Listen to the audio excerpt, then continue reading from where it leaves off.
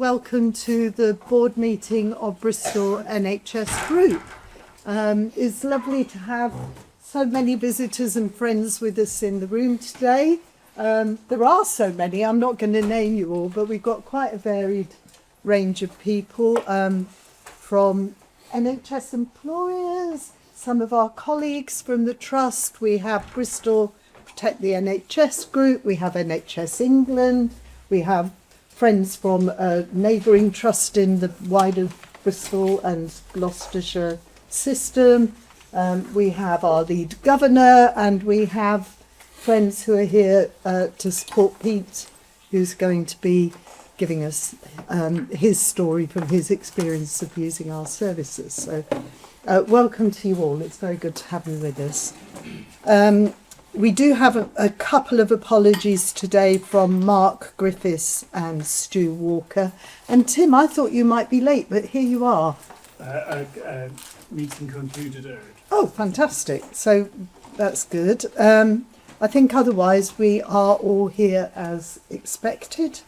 Any declarations of interest today that we need to be aware of relating to this agenda? No, in which case we will move on to the service user story. So Pete, it's a pleasure to have you with us, and I work a bit with Pete, as does Steve, because he also is very generous in giving his time both to the community participation group and to the carer patient group in MBT as well. So thank you very much for what you're doing with that, but also for being with us today to share your experience so that we can learn from it. So thank you. Over to you and to Emily. Can I ask you to take 1 minute to pass them on? And pass them around if everybody else is there. Thank you, thank you. So Ingrid just introduced Pete, and we've also got in the room with us today John from the Urology Service and Amy as well. So they'll be here for part of the discussion later. And Pete's story will be about his prostate cancer pathway with us at North Bristol Trust. And we will have a video which we'll share with you shortly, but Pete will just do a little introduction and talk about what the handout is that's coming around to you. Good. Well, thank you, everyone. And thank you very much for the invitation to come this morning to see you all. Very grateful for that. You're going to hear a prostate cancer story of exceptional care from the urology team, with opportunities for learning over 511 days of my care and still going. I hope there'll be time for you to hear about some of the improvements urology has made since my diagnosis in December 2024. Firstly, I'd like to thank Maria, Emily, Kerry and Paul for the invitation to come to see you today. And I wouldn't be sharing this story if I hadn't had their encouragement and support. I'm also delighted Amy is here representing urology, as it was Amy who explained my diagnosis and my treatment options so carefully and compassionately, a role model to the nurse who was sitting with her that day, I felt. I'd like to share a few words about the written story I provided for you in support of the video we're going to show next. The top right image symbolises the complexity of suspecting you've got prostate cancer, the diagnosis and the treatment options and the recovery, which are challenging both for the patients and for the clinicians, and that is something maybe we might like to think about a bit more. With the support of Mr. Anning and Amy, I chose robotic surgery. So you won't see radiotherapy, you won't see medication, you won't see research trials, you won't see focal therapy, are not represented in this story, but it just tells you the complexity of the management of prostate cancer. I'm just going to show you my surgical story. The top left image symbolises that my cancer had not spread, that the recovery and outcome of surgery has been excellent, that my PSA remains at 0.1, which is a good thing apparently. There are urologists here who will tell me that's a good thing, for over a year now, and that's monitored for my life now. The number in brackets on your handout at the end of each sentence are the days of each process step that it took for my care, and on the reverse you'll see the 28-day national pathway I followed. The red to green word showed on your handout is my degree of anxiety felt remaining in red until Amy explained my diagnosis and treatment options. The greatest anxiety was felt on day 28, waiting for the biopsy. Not a lot of fun.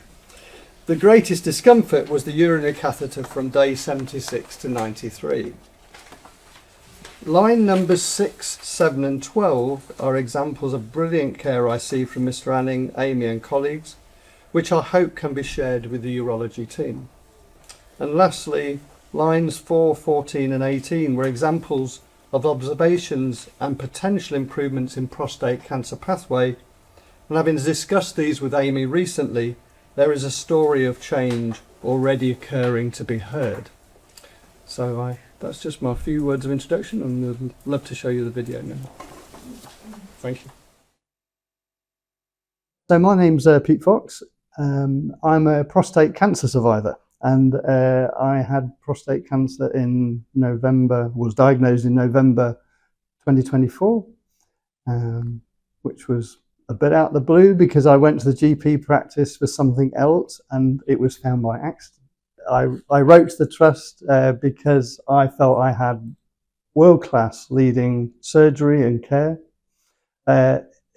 Essentially, it was faultless, I felt. And, I've cared for people for 40 years. And so I recognise when care is good. And actually, this was beyond good. It was excellent. The other aspect that really stood out to me was the skills of the clinical nurse specialists. Doctors were fantastic as well, of course, but the clinical nurse specialists, in my memory, have advanced so significantly over the years. And actually, I rarely saw a doctor until I saw Professor Anning for my surgery. It was principally nurse-led, and I think, to their absolute credit, and that's where I got that sense of compassion and care and kindness throughout my care. But the male nurse who did my biopsy, I mean, what skills? I mean, both technical skills, kindness, speed, efficiency, competency, and this was a pretty actually, I would say of the entire process, the biopsy was the most stressful part of the whole procedure of the 6 months of care, because that's principally the duration. So he was outstanding, and he just put you at ease in a pretty undignified position. The next outstanding person was the clinical nurse specialist who shared the diagnosis following the biopsy. I had the privilege of being with her for an hour. I mean, we weren't anticipating an hour, but an hour is a lot of time for a clinical appointment. And she went through each option, whether it was monitoring, whether it was surgery, whether it was research. So I left with a booklet and all the information I needed. Then there was, I suppose, Professor Anning, who I saw on Christmas Eve at 1:30, which I thought, wow, that's pretty good. Christmas Eve, 1:30, seeing consultant urologist. And he was lovely because no pressure. He didn't want you to give him a decision there and then. So my surgery actually was total robotic removal with some nerve sparing. So I lost some nerve as part of the surgery. And then there was Dr. Laxman. She was the consultant anaesthetist. And that was like, she came just before the ODPs came to collect me, to take me down to theatre. 20 minutes. I was with her. It's like just talking to a very relaxed person. She gave me lots of choice about whether to have a spinal anaesthetic or general anaesthetic. We decided to general, not spinal, for various clinical reasons. And but huge relaxed, and made you feel at home. The ODPs in theatre, brilliant. Walk down to theatre with your gown on, ODP either side, you go into theatre, get introduced to the robot. There it is, standing with its arms hanging down. That period of preparation, Professor Anning coming in, Dr. Laxman coming in, the ODPs, the introduction to theatre, that is so, I think, important and critical to your recovery and shouldn't be underestimated or devalued. And that sort of take me to the registered nurse who was post-op day one. She was exceptional. Why was she exceptional? She was exceptional because nothing was too much trouble. She walked in, introduced herself, smiled, told me her name. And she went over and above all day. Her ability to decide what analgesia I needed and when was spot on, really. And she went over and above in terms of post-op discharge information. And she went and got things to demonstrate how things need. Even though I knew how to look after a catheter, because I'd looked after catheters for years, she didn't assume I knew, and I didn't know actually. And she walked us to the lift. I had a wheelchair and she pushed us to the lift and said, that's going beyond. She could have chosen just to say cheerio at the door I left. She didn't. She chose to walk all the way to the lift and say cheerio there, and was a genuine a genuine. And then the icing on the cake, I suppose, the last bit, was the MMR, the My Medical Record. I've got something to say about my medical record, but this is the positive. I was in Croatia on holiday in June. I was on a boat with 30 other people, 18 Australians and a load of New Zealanders, and we were on a cruise off Kortula Island. It was like island hopping. And I got a pain over my bladder and I started to have a pyrexia and a rigor in the night. So I went into my medical record that Southmead had provided and I emailed the urology team. Within 1 hour, I had a reply to Croatia on a boat in the middle of nowhere. Well, it felt like the middle of nowhere. And give advice about, okay, let's increase the fluids, let's take some paracetamol, which I'd already done, but great advice. But I think you need to get some medical assessment. And then I had antibiotics and I was able to carry on the cruise. And that was my medical record. That's the power of having a record. Isn't that amazing?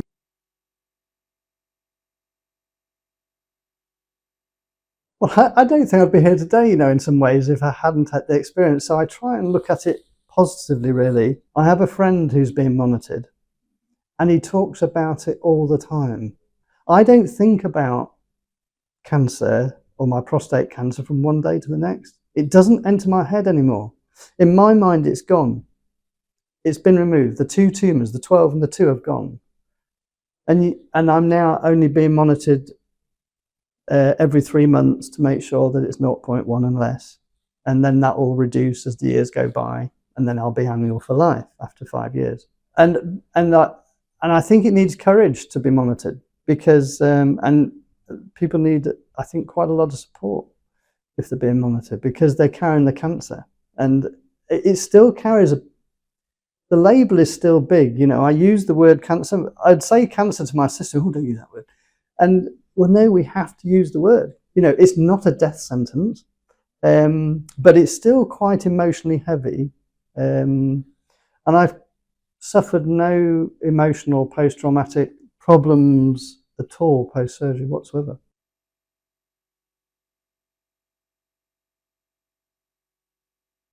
I think the worst bit is that 6-week period. So anything you could do to shorten that period between when you've been referred, because I left my GP practice with 2 2-week referrals. I had one for a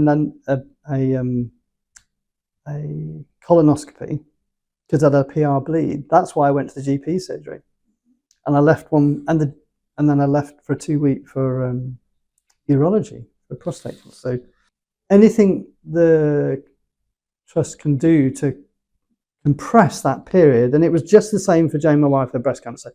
Between the diagnostics and the result, that's where the stress comes. Soon as you've got a decision and you've made, and we've got action, and we've got movement, and we've got change, and we've got a plan. Gosh, it changes. The feeling of the strain changes immeasurably. So anything we can do to compress that period to nil. Actually, as a patient, what you want it on the same day. I want to get me MRI and I want the result. That would be that's what you're after. But of course, that's not realistic. But 6 weeks felt quite long. Probably one of the longest 6 weeks of my life, really.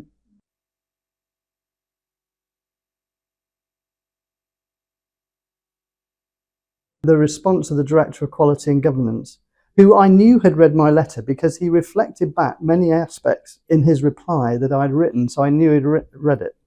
And the Chief Executive was really supportive and encouraging for her to receive feedback and opportunities for improvement. With the Chief Exec's response and the Director, that really added a whole different level to say why this care was great. So in my mind, we don't divorce the clinicians from the senior or the management team.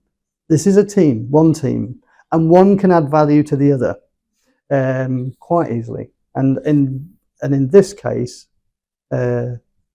absolutely, both those people made the care even better because of their response. The quality of the senior team, in my mind, are directly relate to the quality of care that patients receive. Open to questions and discussion. Thank you. Thank you so much, Pete. Thank you.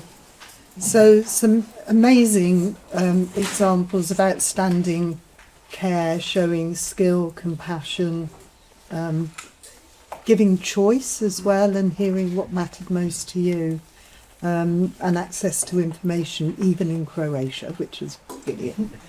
But some real learning points, particularly about timely. That is that stress, isn't it, between the diagnosis and the diagnostic, and then the outcome of that was the really big thing that hit me. So as ever, it's often about communication as well, isn't it?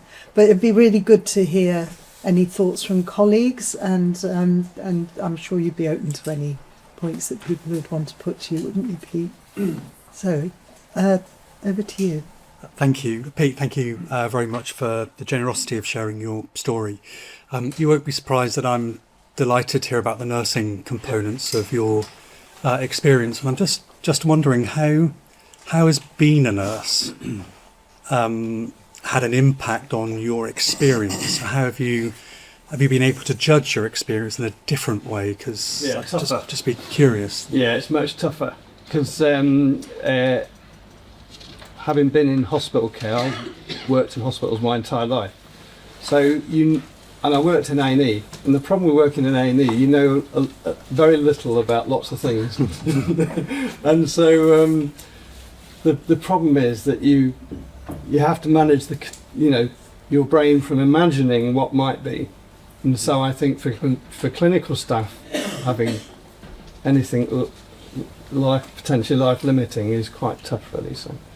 But also I think you've got to be objective enough to detach as well, to say, actually, I don't know. I don't have all the information, and I do need these people like Amy and Professor Anning to help me through this.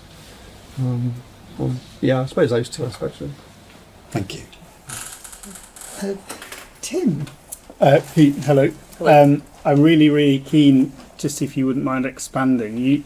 You suggested that you had positive and negative experience with my medical record, and I know on your transcript here there are some areas perhaps we should pick up on perhaps at a later date about the role of telephone consultations. Yes, definitely. And the remote access through my medical record. As you'll know, as an organisation, we're really keen on progressing these types of systems to give better access to patients for results. But you didn't particularly mention any negative experience that you'd had. Well, the only negative experience is, you'll see further down on the handout, is to bring it forward. I just felt it was too late. I think I had it on day 154. I would have liked it. I think Southampton actually started virtually from the start of your care, even your MRI. But I think it would be reasonable. When I saw Amy, I think once my the MDT had said, you've got prostate cancer, and Amy told me about that and put it on the booklet. I was T2, T3, something like that. that's when I felt MMR would be a really good time to start, because it had been established I've got cancer. What are we waiting for? Yeah. You know, I took a bag of information home and I've chucked it all in the bin. Well, if I'd had choice, if somebody had asked me to say, how would you like your information to be presented to you, I would have said electronic, please save the paper. And because it was, when I went into the MMR, all that information was there, but I didn't get it to day 154. Well, let's just give it to me earlier. If I want it in paper form, then obviously give it, then the trust office give it in paper form. But yeah, I think my own issue is it came a bit late, really. Great. So you're a fan. Oh, massive! Yeah. Thank you. That's why. Yes, That's Tom's just reassuring. a big fan, Yeah. and the more we can, I did a nice put out, because I work with a bit with NICE as well, and they wanted to look at doing digitising feedback about knee and hip replacement physiotherapy. Well, it was all in isolation. For me, it's all about integration of records. So, and even if we can get MMR tighter to the clinical record as well, that would be great. Thank you. Yeah. Ginny. So I've got to first of all say thank you to my colleague here who prompted me the other day to say, Jenny, what is the value of bringing a staff story to board, which is what we're going to do this afternoon. Oh. And that prompt has sort of led me to think possibly the question for the team. I think you alluded to some of the things that you've seen and the team are already picking up on in terms of the change. I wondered if there was some way of just knowing a little bit more about that. Yeah, I can take some of those. So one of the points you mentioned was about the time between diagnostics and finding out, and that whole sort of FDS pathway. It sounds like you're quite familiar with it, which is great. So in the last 12 months, it's been a phenomenal amount of work that's gone into really resourcing and redesigning our cancer pathways. There's something that's happening at the moment, actually, which one of our surgeons is piloting, is around a stricter test format for MRI. So rather than have a triage step and then potentially an appointment, it's having a GP referral and then booked in straight for an MRI. So you have MRI by sort of day 4 or 5. That's the ambition. Right. So what we're starting at the moment is trying to pilot that, see the results, and then wrap that up the course of the next sort of 1 to 2 years to really start to reduce the days at the start of the pathway. Yep. And then something that Professor John Allen is actually piloting at the moment is AI-assisted MRI reporting, which is an AI software that's packaged with our MRI reporting, which really sort of speeds up the MRI reporting process. That endeavours to again shorten the time between MRI scan and report as well. So there's a lot of work in the last 12 months that's gone into doing what we do currently, but doing it better, being a bit more efficient with how we work, and stepping up capacity where we can. And now this year and the following years is all about how we can digitally transform our services and actually make it some more radical changes and sort of more modern changes to how we manage patients along those diagnostic pathways. Is there anything that you'd like to mention around CNS sides or anything? Yeah, I think, thank you for sharing your experience as well, Pete. So from my medical records, I'll just pick up on the point of that as well. So at the moment, it's only funded through Cancer Services, so we can only use it post-diagnosis. But again, I would be more open to considering it at open opportunities for people like you. But at the moment, with the way it's funded, it's not an opportunity we particularly progress with at the moment. But yeah, thank you, Pete.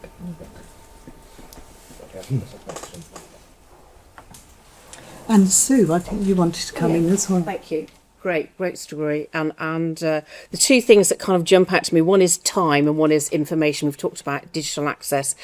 My question actually is for the exec team. So we are sometimes we're on this whirlwind thing about reducing outpatient attendances, unnecessary attendances.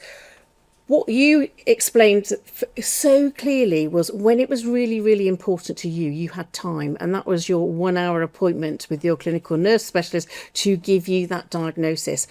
One of the anxieties for me is that we're so pressured into, we must get more, less outpatient activity, more that actually we're going to lose those precious opportunities where we have to invest time to set you on the next stage with giving you the information. So my challenge, I suppose, back to the exec team is when we're having these discussions about outpatients or follow-ups. How are we going to bring the patient experience? Otherwise, it could just end up a lovely number crunching experience and you're going to get 15, 20 minutes when actually investing 1 hour at the right time is going to save a lot of time in the future. Yeah, thank you. And Sue, that's a great challenge. I suppose some of the things that reassure me is we have people like Amy, John and Pete who will continue to hold us to account to ensure that we sometimes, I think, have to slow down in order to speed up. Yes. So there are some very key appointments that have to be slower. But there are other bits of the pathway, as John's described, that can be quicker. And so I think the challenge for us is to ensure that on a pathway by pathway, specialty by specialty basis, we use the insight from people like Pete and others and colleagues to ensure that we slow the right bits down, speed the right bits up. And there have been a couple of other examples where we've had patient stories at board, particularly at NBT, that I remember the last year, where we've had similar types of themes where, particularly in high throughput specialties, we've been giving people a diagnosis over the phone. That's a legacy of COVID.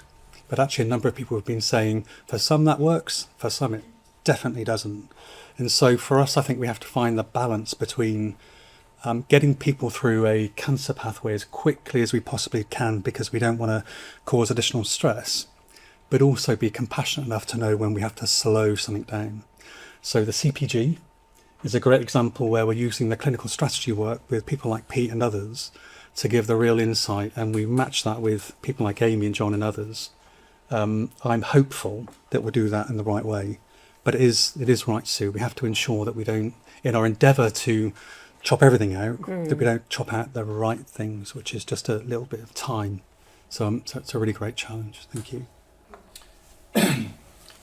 You're seeing what I wrote around language, and I think there's a connection between what you've both just said, and you'll see in there was 2 pieces of language that were difficult, and I knew what they were both done in a kindly way. One was the large needle. I could have done without that appointment altogether. It was a telephone appointment. I didn't really need that, to be honest, to be told I was going to have a large needle. And then the other one was, unfortunately, literally the start of that consultation on the phone was the word unfortunately. What, unfortunately, I'm going to die. Unfortunately, I can't do anything. Unfortunately, what is unfortunate? So the training around clinical conversations on the phone is, for me, in fact, I shut right down. If Jane hadn't been there, I don't remember much about that telephone consultation actually, because of the word unfortunately. It shut me right down. And he asked me what questions. I couldn't think of any questions to ask. That was, and remember, I've been told I was high risk. So for me, I think again, it's back to choice. If I knew what I was going to be told, I think I would have preferred to come in.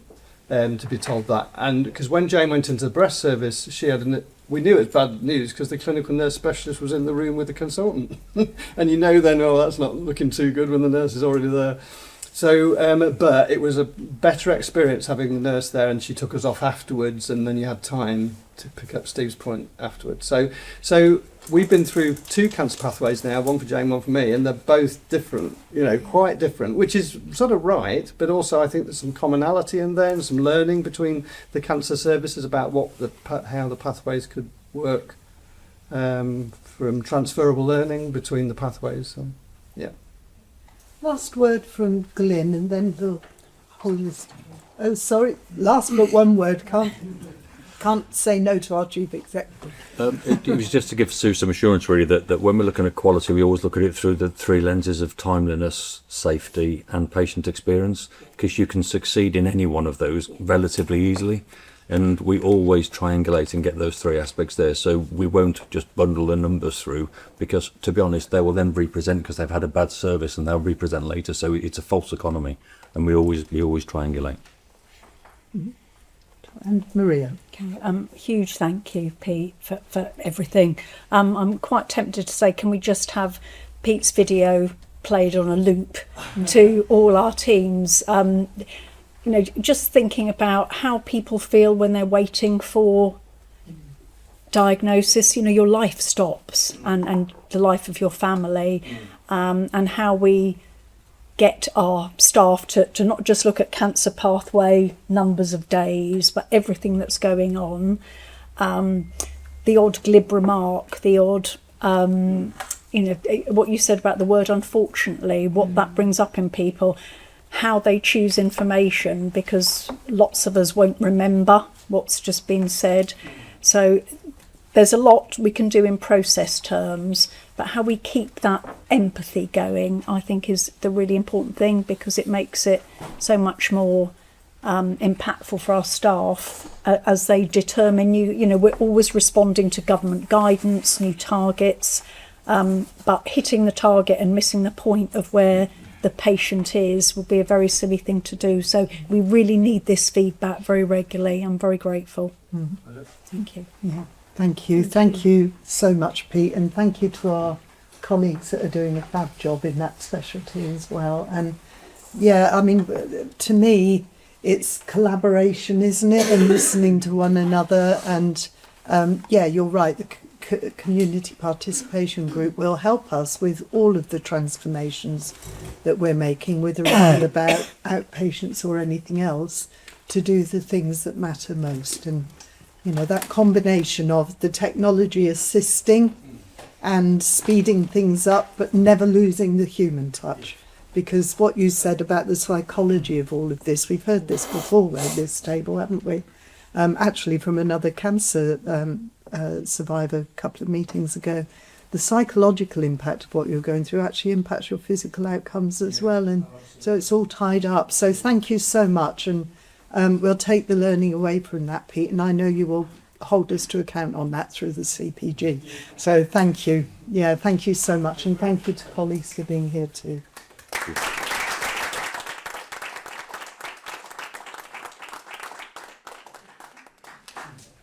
Okay, let us move on then to the minutes from our last meeting from the 13th of January, which are here for approval. Are there any amendments that need to be made? No, in which case we will take them as a fair record. There is no outstanding action on the log from that set of minutes, but is there any matter arising that anybody needs to pick up? Isn't covered elsewhere? No? Okay, in which case we will move on to questions from the public, and I would like to welcome our three friends from Bristol Protect the NHS group, all three of whom, by the way, are ex-clinical colleagues of ours. So, absolutely understand what the NHS is really about, which is delivering care. So really appreciate you raising the questions you have with us. There are actually 7 of them. So as I explained to you earlier, forgive us if we sort of constrain some of the questions in this forum, but we'd be very happy to pick them up elsewhere. And there is a written record which will go in the public domain through our minutes and so forth as well. And I think you've received some of that already. So let's hear what the questions are. We'll hear a brief response today from one of our executives in relation to the points being raised. But as I say, we would be very happy to pick up the dialogue elsewhere if there are further points you want to explore. So, Lavinia. Thank you, Chair. Yes, and thank you for your questions. We've received 2 sets of questions for today's meeting from our colleagues at Bristol Protect our NHS. A full response has been provided by email prior to the meeting and is available to board members in your board pack today. But as the Chair said, we will ensure that that's published as part of the minutes and all part of the public record. The first set of questions relates to the merger, and I will read them out for the benefit of observers in the room, and then I will hand to Paula Clark, our Group Formation Officer, to summarise the response. So the questions are as follows. What impact do you envisage the merger will have on patients? Which services do you plan to amalgamate? And will amalgamation reduce the services available to patients? What impact will the merger have on staff? And will there be an increase in staff numbers and or redundancies? And will the merger detract from the work to reduce waiting lists? So I'll now hand to Paula Clark to summarise the response.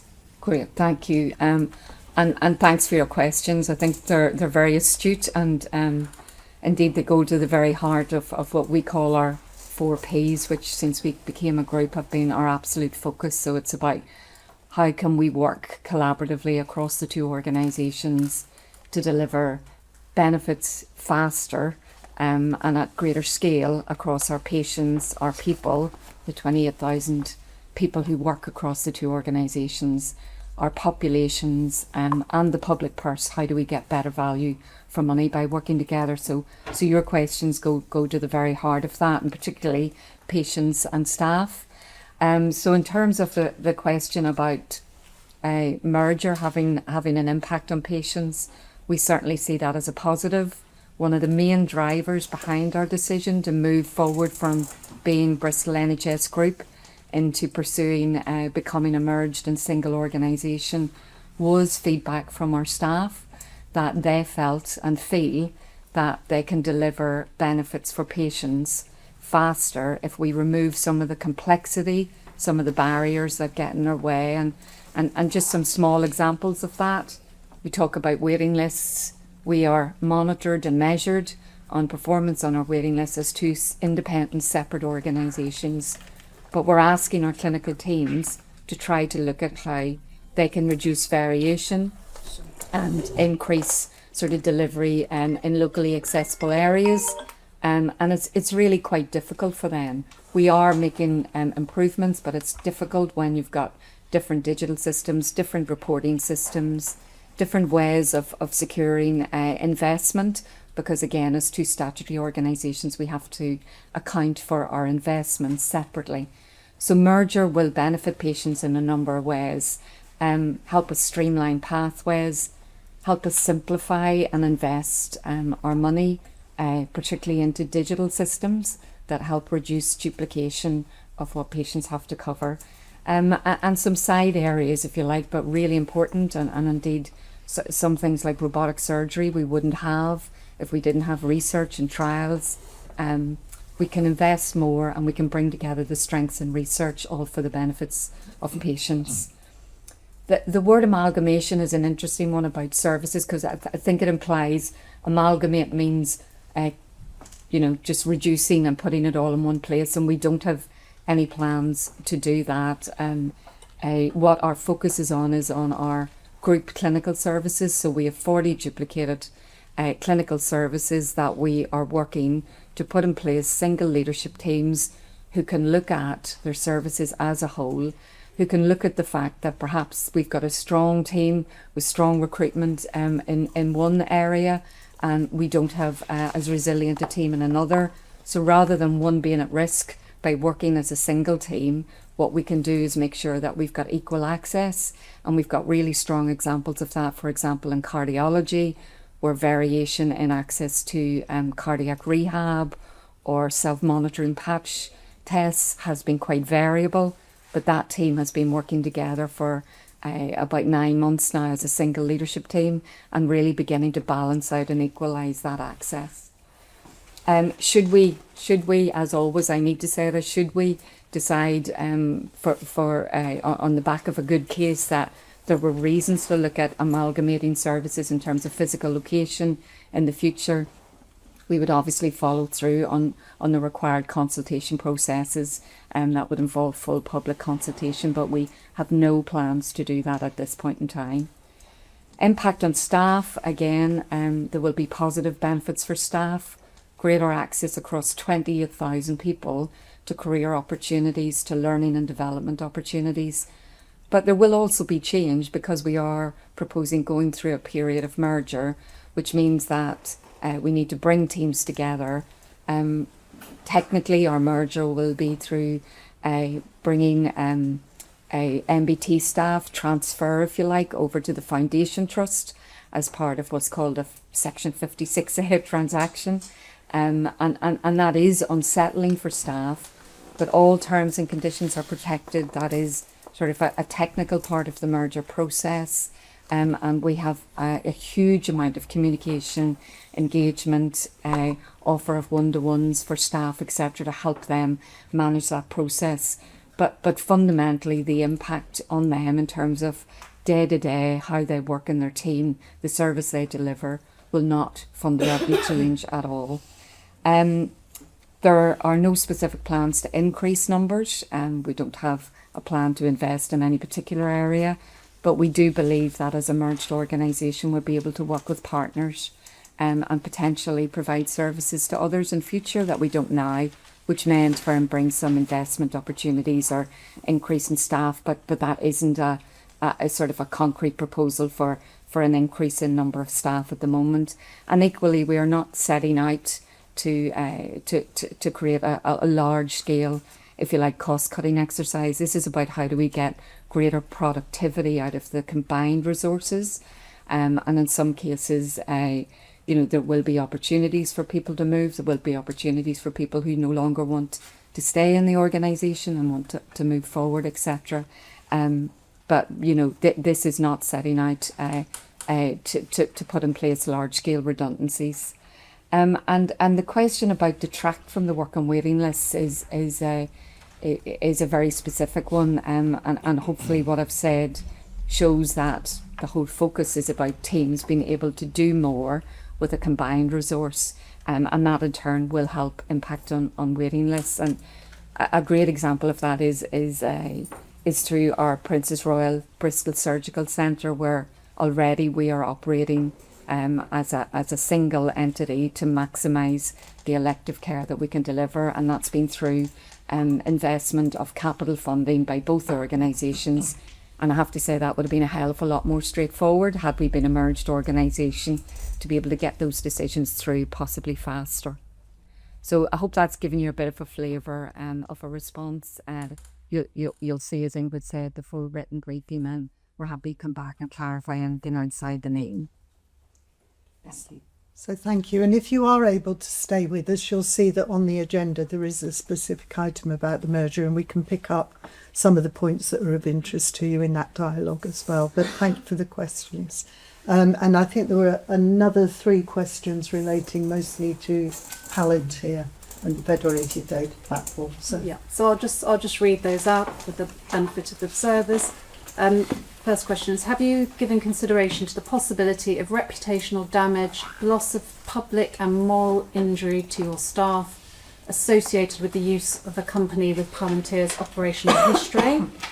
Secondly, have you taken informed specialist advice on the ability to ensure that data stored by Palantir would not be available for them to sell or use for purposes other than that for which they have been contracted?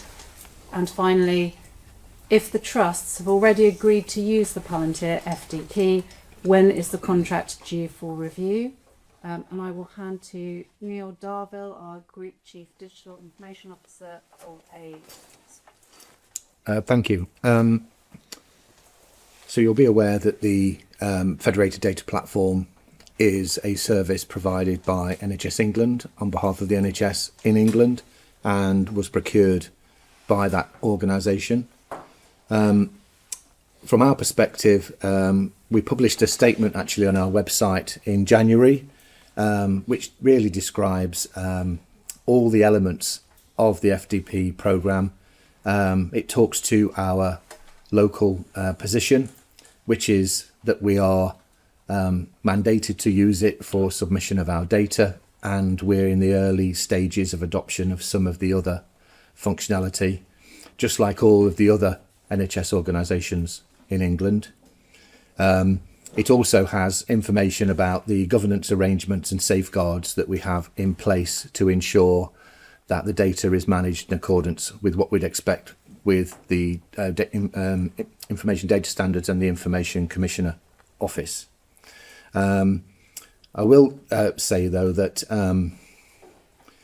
from an FDP point of view, we do provide access to NHS England through a direct link, so that any particular questions about any aspect of the FDP, which we as an organisation might not be able to answer, particularly in terms of some of the procurement and contract issues, which we are not cited on as an organisation, are held centrally at NHS England, but we do have information on our website that gives you that contact information.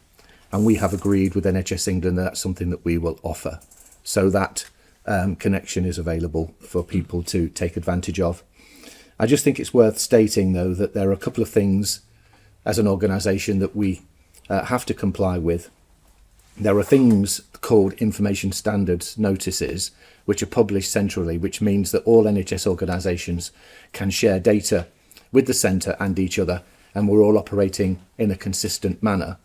And those are mandated, and there is an information standards notice around the use of the federated data platform as a repository for all of our data that we submit on a routine basis. So that exists, and of course it's mandated in the NHS England's medium-term planning framework for 26-27 and 27-28. And just one further point, which is actually we're all NHS organisations in England are also monitored on their performance through the FDP, and that information is provided back through the Chief Executive dashboard. So they're the things I think I'm able to share with you.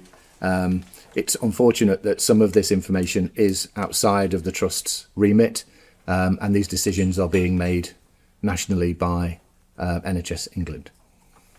Thank you, Neil. Thank you. And once again, friends, if there are things that you want to pick up outside of the meeting, I'm sure we'd be happy to continue that conversation. But the NHS belongs to the people. You know, first words of the NHS Constitution. So grateful to you for your interest and your support. We all depend on this NHS, so it's great that there are people championing what we do. So thank you for that. Martin, do you want to come in on something? Yeah, just to say, very sensible questions on the merger particularly, and it did make me think, I'm sure there must be an easy way on the website of finding out the answers to these questions. I couldn't easily find it, in sense of a sort of Q&A or, a simple site to find information about the merger. I know we've got the clinical strategy in one place, other things in the news articles in another. I just wonder if our comms strategy could be a little bit more public facing in some of this, so it'd be easy to have one source to find the sort of answers to some of these questions that people might have. Yes, and that is something that actually our Council of Governors have raised with us as well. So Elliot, I see you're sitting there next to our lead governor, so I'm sure you'll be picking this one up. But I'd understood there was something now that was public facing, but maybe it's not as obvious as it needs to be for easy access. So let's just make sure that we've really nailed that. Give it a review, chap. Thank you. Thank you. Okay, are we ready to move on then to the next item, which is the Chair's report, which is here for information and just outlines some of the main activities that I've been involved in. As usual, alongside the two Vice Chairs, we've been out and about around the two organisations a lot, and indeed other non-executives have as well. But a lot of my time over the last couple of months has been focused on the partnership external stakeholder piece, really taking time to talk to our key partners about the progress with the joint clinical strategy and the group, but now the move towards merger and what that might mean, so that we can hear feedback and take on board any issues that people have to raise.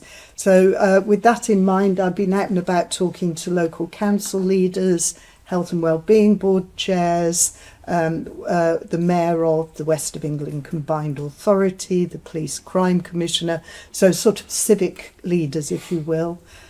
Also with third sector organisations, through the BCSE Alliance, Health Watch. Maria and I spent some time with One City Partners, which embraced some commercial partners as well as the public sector bodies. And then, of course, there's our own NHS social care system through the Integrated Care Partnership Board, which Paula and I went to recently. I've been talking specifically to fellow chairs within the system as well. So that's taken up a lot of my time over the last couple of months, but still doing some stuff nationally. So there is a national chairs programme for chairs who are chairs of groups or of merging big organisations, and there's been a lot of learning through that, which I will be sharing on with the board more widely. I'm happy to take any questions, as I'm sure Martin and Sarah are, if there are any. No? Okay. So it is for. Sarah, go ahead. May I just highlight one thing that I had the privilege of attending, Yeah. which was the 10,000th robotic procedure event at yeah. MBT. And the reason it's very pertinent, of course, because we've heard from Pete this morning, and the company who provides some of the robots have brought in two demonstrators, and there were lots of very small school children in our atrium at MBT picking up little plastic beads with the robotic arms. But one of the lovely things was lots of members of staff got to see a robot who wouldn't normally get to go into theatre, including a lot of the portering staff who were coming up to have a go. Word had got round, and they said, I was chatting to a couple of them, that they take patients to theatre to have these procedures, and to see a robot, the demonstration robot, was great, because then they could, most of our portering staff, many of them are male, they're chatting to male patients, and they can say, yeah, I've seen one of those those robots, mate, they're fantastic, don't you worry, it's going to be fine. And they actually said how useful it was, and it was a real pleasure, as well as hearing all the great stuff about the research and the surgery, but that practical application was, I think, a positive thing for staff and consequently for our patients. Yeah.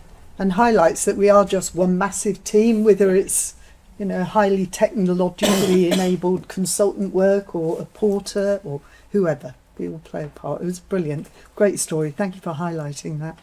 Any other points to pick up from those reports? No? Okay, in which case we will note and move on, Maria, to your report as the Group Chief Executive. Okay, thank you. It's a written report, so I will just pick out a few highlights and amendments and a couple of things that have happened since the publication of the report. The first item, which is around supporting clinical research, just wanted to draw the board's attention to an expectation that there will be a sort of particular need for oversight by the Board of Research Delivery. As you know, and particularly as being part of the group, we have a very strong performance in attracting national funding. But I'd also like just to cross-refer to a couple of bits in my report, which is the 2-year anniversary of Coral Reef, our children's clinical research facility, which is really going great guns with the amount of trials it has already attracted, and the other item, which is our groundbreaking gene therapy study for kidney disease. So lots going on in this space, and the intention is to bring a regular report. We'll also be talking a little bit later on about a commercial development strategy and how we really use these opportunities to partner perhaps more creatively, really opening up our domains for research in the future to further benefit our patients. There's a bit about the ICS. There are some system updates. As you know, our Integrated Care Board and system partners have been going through a period of change. Appointments have now been made and confirmed at executive and non-executive level. However, this does create a board of around 36 or so people. So I'm sure in time we will see some further paring down, but this has yet to be determined about how that will happen, so we'll keep you posted. Operational performance, as you know, over Christmas and January, very pressurised environment with internal critical incidents being called in both trusts. This has eased a little bit, but we do still have corridor care, as is the term. And we have received an expectation now about additional actions that, as a board, we are expected to oversee to virtually eliminate corridor care, which is now called temporary escalation spaces. So a definition is changing. We're working through the definition at the moment, exactly what it means. But the point is, we shouldn't have it. None of us want it. We feel very unhappy about this situation. So there are a number of national, local actions to help eradicate corridor care. Steve and the team, we will be looking at what we need to do, the role of the board, the role of the executive, and indeed non-executives in making sure that we are reviewing it. It's a standard agenda item. It only occurs with executive approval, and that there are regular insights and inputs into discharge meetings and going and seeing the staff and patients who are unfortunately participating in corridor care when it does have to happen. So we will keep you posted. That is a developing agenda there, and we are determining how the definitions will work in practice. I wanted to mention the CHUPE that has started. So a CHUPE consultation launch in line with some of the changes we're making around merger, etc. 27th of January, we launched the formal CHUPE consultation for staff at NBT, because as Paula mentioned earlier, the technical way for us to move forward is to transfer NBT staff into the foundation trust. This is a technical way to do it, which probably is the least disruptive, and staff are very understanding of why we are doing that. That will run until 24th of April. Lots and lots of engagement events going on around that, town halls, discussions, managerial, union oversight going on, dedicated workshops and away days, training packs, support, etc. So lots and lots of engagement, but we absolutely recognise all of these things, whether you're impacted or not, do provoke anxiety, and we're doing our very best to minimise this and keep people's attention focused on the job in hand. Something that I just wanted to refer to as well, it's part of an appendix, which is the group update on the group clinical strategy. You will know that we 2 years ago published the joint clinical strategy. What we have today is a kind of update to that, which has culminated in how we are viewing our duplicated services. It's intended to be an ambition document for the purposes of brevity, but of course underneath what you see there are a whole host of indices and expectations which underpin this, and this has been launched after engagement with partners, a board session in January, and lots of ongoing work as we think about what the learning from our first 5 joint services: cardiac, trauma and orthopaedics, pain liaison psychiatry and safeguarding. I think the only other thing I wanted to pull out, which is positive news on our maternity incentive scheme, where we've been able to submit full compliance there, which is really, really good news. Sarah's already mentioned the 10,000 robotic procedure. I would say as well, we've had a lot of very positive media attention. So just wanted to thank the comms team as well, because I think it's really valuable both for staff to see their work being amplified, but also for patients to know that they're coming into a well-regarded trust where performance, again, we continue to be in League Table 1 and 2, maintains, but obviously that is work in progress. So happy to take any questions. Thank you very much, Maria. Any points people want to explore? Sean. Thanks, Chair. Thanks, Maria. You just mentioned the media coverage. That was the first one. Reading your report, I was reminded of a piece I saw on, I think it was Points West. It was a live broadcast on the evening edition from the Children's Hospital, which was fantastic. And I think so. I thoroughly uphold what you just said about the media coverage. And again, that would be reassuring if somebody was looking to go there, etc., etc. And just looking at the group clinical strategy, just a couple of points. Once again, I've said it before, I really like the tone of it. I think it's really well done and comes across really well in a humble way as well. But also I noticed in there the use of the South Bristol Community Hospital, which I think that's really important. I was there a couple of weeks ago myself, and it's in a great place in terms of where it is in the centre of outside of Bristol. The communication, public transport wise, it's out. The metro bus stop is outside of it. It's really easy to get to, and I think that might be an underutilised place, and it's good to see it sort of coming in and getting used more. And I think there's perhaps more opportunity there. For that. Yeah. Roy? Oh, sorry, Sue. I thought you were coming on that particular point, but Sue. Thanks, Maria. Can I go back to the discussions about corridor care? Because I think none of us want it, you've said, but actually putting the spotlight on it is really, really important. And I absolutely understand about getting the definitions right, but I suppose I just need a sense of when do you think we will be able to look at reporting for corridor care, and not at global trust level, but at the granular level, so that we really understand as the two organisations where the real issues are. Are we looking at that to go into the IQPR from May? Have we got a time scale? From May, we have to report it from May. Okay. I don't know, Steve or Glyn, whether you have any other additionality around the granularity question. I think what is really important when you look at the 4 hour, and you get a global, I think this is really important, particularly maybe at quality and outcomes, that we have the ability to look at it at granular level, almost by department, or maybe not department, but I think we don't want the global. We need to see and understand where the real issues are, what's working, what are the barriers. So I think it's understanding the timeframes. So I think the data is collated within each trust already. So 3 times a day, I can see where we have any escalation capacity that is open.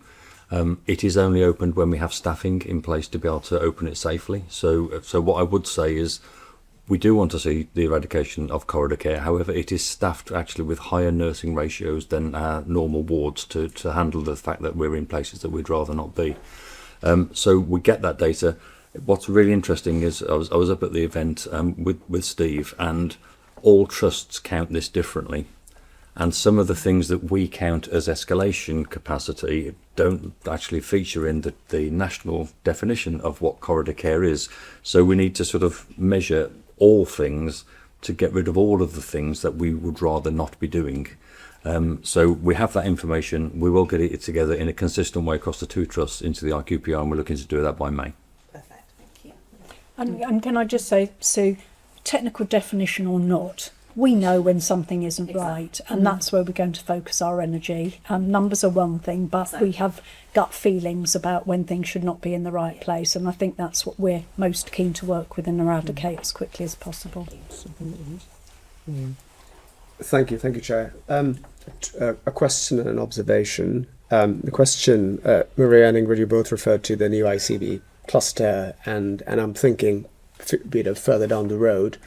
Do we see the potential for collaboration with Gloucestershire as well? Are the ICB cluster open to, are they also thinking broadly, not just as the sort of 2 patches that were before? So sort of high level feature looking question. And the second observation is around the group clinical strategy refresh, which is really, really good. I think we do a good job of describing where we are and also the benefits. I do wonder, and this is going back to some of the questions from the Protector NHS colleagues as well, a lot of the delivering benefits is quite descriptive, and I wonder if we could put more quantitative numbers around perhaps some of the strategies. This is what we are going to see X more patients, that's the aim, or we're going to reduce time by Y. Perhaps that would make the strategy come alive a little bit more and than sort of the description. So there's an observation there. Yeah. And at the last board meeting, though, we did have a paper, didn't we, about KPIs relating to the delivery of the joint clinical strategy, which as it's been refreshed, presumably will be updated in the light of that as well. But it's making that visible for giving board confidence and public confidence in what we're doing, I guess. So I don't know when we're likely to see more of that at board level. Yeah, thank you. So it's a really good point. So I think we have we have a really good idea and indicative numbers of things like reduction in outpatients, returns on investment for patients' time, reducing waiting time, particularly around cancer, etc., etc. I think I don't want us to be this. Don't take this the wrong way, but a hostage to fortune, in the sense that if we set a target or a very ambitious figure, I think it's then everybody's focused on that figure. So I think in this particular document, we set out our ambition is to certainly reduce X and to increase Y. But until we get a little bit more granularity from all of those 40 plus extended clinical services, it'll be quite hard to set an actual figure. I think your point is well made. And I think it's hard in this particular document because there are multiple audiences.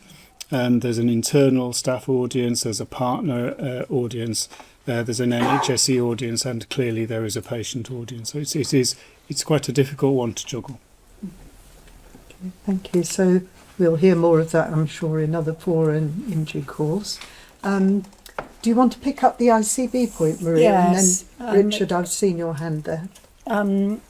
First of all, we are expectant of a system archetype document coming out fairly soon from NHSE, which will very clearly describe functionality expected at NHSE, national, regional, ICB level. So that is still part of the determination of what needs to happen and the functions that sit everywhere. We've gone some way towards that, and the teams have been recruited with that in mind. There's going to be some comparative benchmarking done between the ICBs because they're currently clustered rather than merged. So the next 18 months moving towards merger will be about looking at what works best. I would say that they have been set up very differently. So, for example, in Gloucestershire, about 60 ICB staff work directly in the hospitals, for example, delivering their transfer of care hub and discharge teams. So it's quite as people have pulled staff out, it's had very different impacts across both trusts. So that, how they've enacted their roles, indeed board composition has also been very, very different. We are, I suppose, trying to make our own links. So on Monday, I've got the leadership team of Gloucester Hospital coming over to spend the day with us, and later in the week I'm meeting the Community and Mental Health Trust Chief Exec as well to see what commonalities we have, and just trying to work together as quickly as possible, make our own links and associations. So again, we're expecting where there are obvious pathways that we can work on, but some of it will remain by necessity very distinct probably going forward as well, but we'll keep you posted. I think definitely is it mutual learning to be done though from the different ways that both systems have worked and collaboration around that. And it's great to have Raj with us, who's actually with Gloucestershire Hospitals Trust at the minute on the board. So, those sort of informal links and personal conversations can all oil the wheels of, I think, what you're talking about, Roy. Richard, I think you wanted to come in. Yeah, thank you, Chair. Just 2 points, really. Just back to corridor care. To my mind, it's kind of intrinsically linked with no criteria to reside. I don't quite see how we're going to solve one without the other, and don't seem to have an answer on no criteria to reside. So I'm just wondering how we intend to eliminate corridor care. And secondly, around the joint clinical strategy, part of it is also about reframing how we deliver services and the 10-year shift. And I see joint clinical strategy as the driver for estates and IT to try and make sure we understand early enough what that answer and solution looks like to prevent us effectively wasting money in the meantime on doing something that perhaps in the longer term we wouldn't do. So I'm just wondering how that joint clinical strategy can sort of help to frame for estates and IT what that vision looks like, and therefore what our plan ought to be. Steve, are you wanting to come just in corridor care? I mean, Richard, it's a great observation. It's one that we've talked about as a board and as an exec team fairly frequently. I think what I would say, though, in the national meeting that Glyn and I were at, they were really clear that you need to sort your own issues out first and then start talking about no criteria to reside. So there was a degree of intolerance, I think, for organisations who were starting the conversation with no criteria to reside around corridor care. I think it's a fair challenge, and without question there are things that we can do in terms of improving our own processes and systems to ensure that people don't queue in corridors. However, it is hard for us to get away from over 300 patients a day in our bed base across Bristol and Weston who no longer need to be there. So we absolutely will and must sort out the things that we are responsible for. But the reality is corridor care is, I think, an opportunity for the entire system to work together on ensuring patients are in the right place, ideally at home in their own bed. So it's part of the home first principle. So it's a right observation, Richard, and one that we were slightly disconnected with when we went to the national meeting, but they were really clear. Organisations must sort out their own issues and then work with partners, which we're doing, and we're doing all the right things. And we have committed time as a board in April, remember, that we are going to look very specifically at what we know and understand about what the blockages are around no criteria to reside, what's within our gift, what we are dependent on others to help us with. So I think that's going to be a really useful conversation, particularly in the context of this new steer on corridor care. It will, and it can only add weight to some of the expectations and levers we will need to have our partners take up. So they are very aware of this, but as Ingrid says, there'll be a very wide-ranging discussion in April. But there's a lot going on at the moment, just to give people some idea that we're not just waiting till April to bring it to your attention. Tim, are you coming back on the JCS No, point? yes, please, Richard, you've raised a really important point. I mean, none of us would book our flights until we'd decided where we were going on holiday. And I'm really pleased that around this table, executive and non-executive colleagues are now pulling together to understand the complexities and interrelationships. We've seen all of the strategies you've discussed, and also workforce as well. Strategy is really going to be impacted by what our future clinical direction looks like. And therefore all of those strategies are integrated. Thank you. We've given this a good airing. Is there anything else significant that people need to pull out from it? Okay, so thank you very much, Maria. Very informative, and it is for information as a report, but it's actually opened up some really interesting areas for conversation too. We're going to move on now to the merger update paper. I'm going to be turning to Paula to present this. This is all stuff that the board itself is really familiar with, because we've gone through a lot of this information in other fora as well. But for today, it's really important that we're rehearsing this in the public domain so that the people that we serve understand what we're doing, why we're doing it, and where we're up to in terms of the process. So I'm just going to move over to Paula to take us through the headlines from this. Great, thanks, Chair.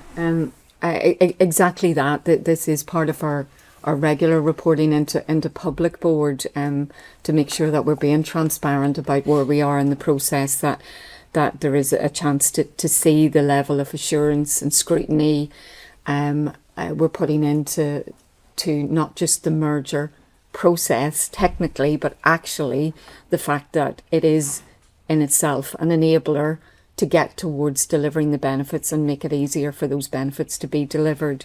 And fundamentally underlying that is the fact that we need to focus our efforts on really what would day one of merger be like, what does it bring, what do we need to be prepared for, and have those really, really detailed plans across every function that we're also communicating on a regular basis to staff as we work our way through. Predominantly those messages are that on day one, not a lot of people on frontline teams will see a difference. Over time they certainly will, in terms of freeing up less duplication of decision making, more streamlined governance, and the ability to look at, as I said earlier, our resources as a whole. So as we move through that process, we are bringing detailed information into all of our committees, and that's reflected in the upward reports from those committees today. And we're also working very closely with our Council of Governors, providing either written monthly updates or in-person discussions to make sure that our governors are assured on behalf of the populations that they represent, the populations we serve, that the processes that we are going through are robust and that we can deliver effectively a very operationally safe and effective single organisation on day one. So just some of the highlights in where we've progressed over the last 3 months. So some significant milestones moved through. The boards have approved the full business case and the post-transaction integration plan. Last month, that has been formally submitted to our NHSE colleagues, along with over 300 other individual documents, as part of their very robust, if you like, external to us assurance process. And we're now firmly in that process where they will be testing our plans, having discussions with us, and indeed are present here with us today to hear how we are operating as a board. Equally, we have stepped up our communication and engagement significantly, partly associated with TUPE that Maria has already referred to, but also in the wider sense, really engaging with staff about questions they have, opportunities they believe we have, opportunities we want to communicate to them. So a real listening and sort of responding back, and a constant process of iterating frequently asked questions so that we are reflecting back to staff. So albeit we need to look at how easy it is to navigate our external website, our intranet for staff, we have significant amount of communication resources there for people to go to.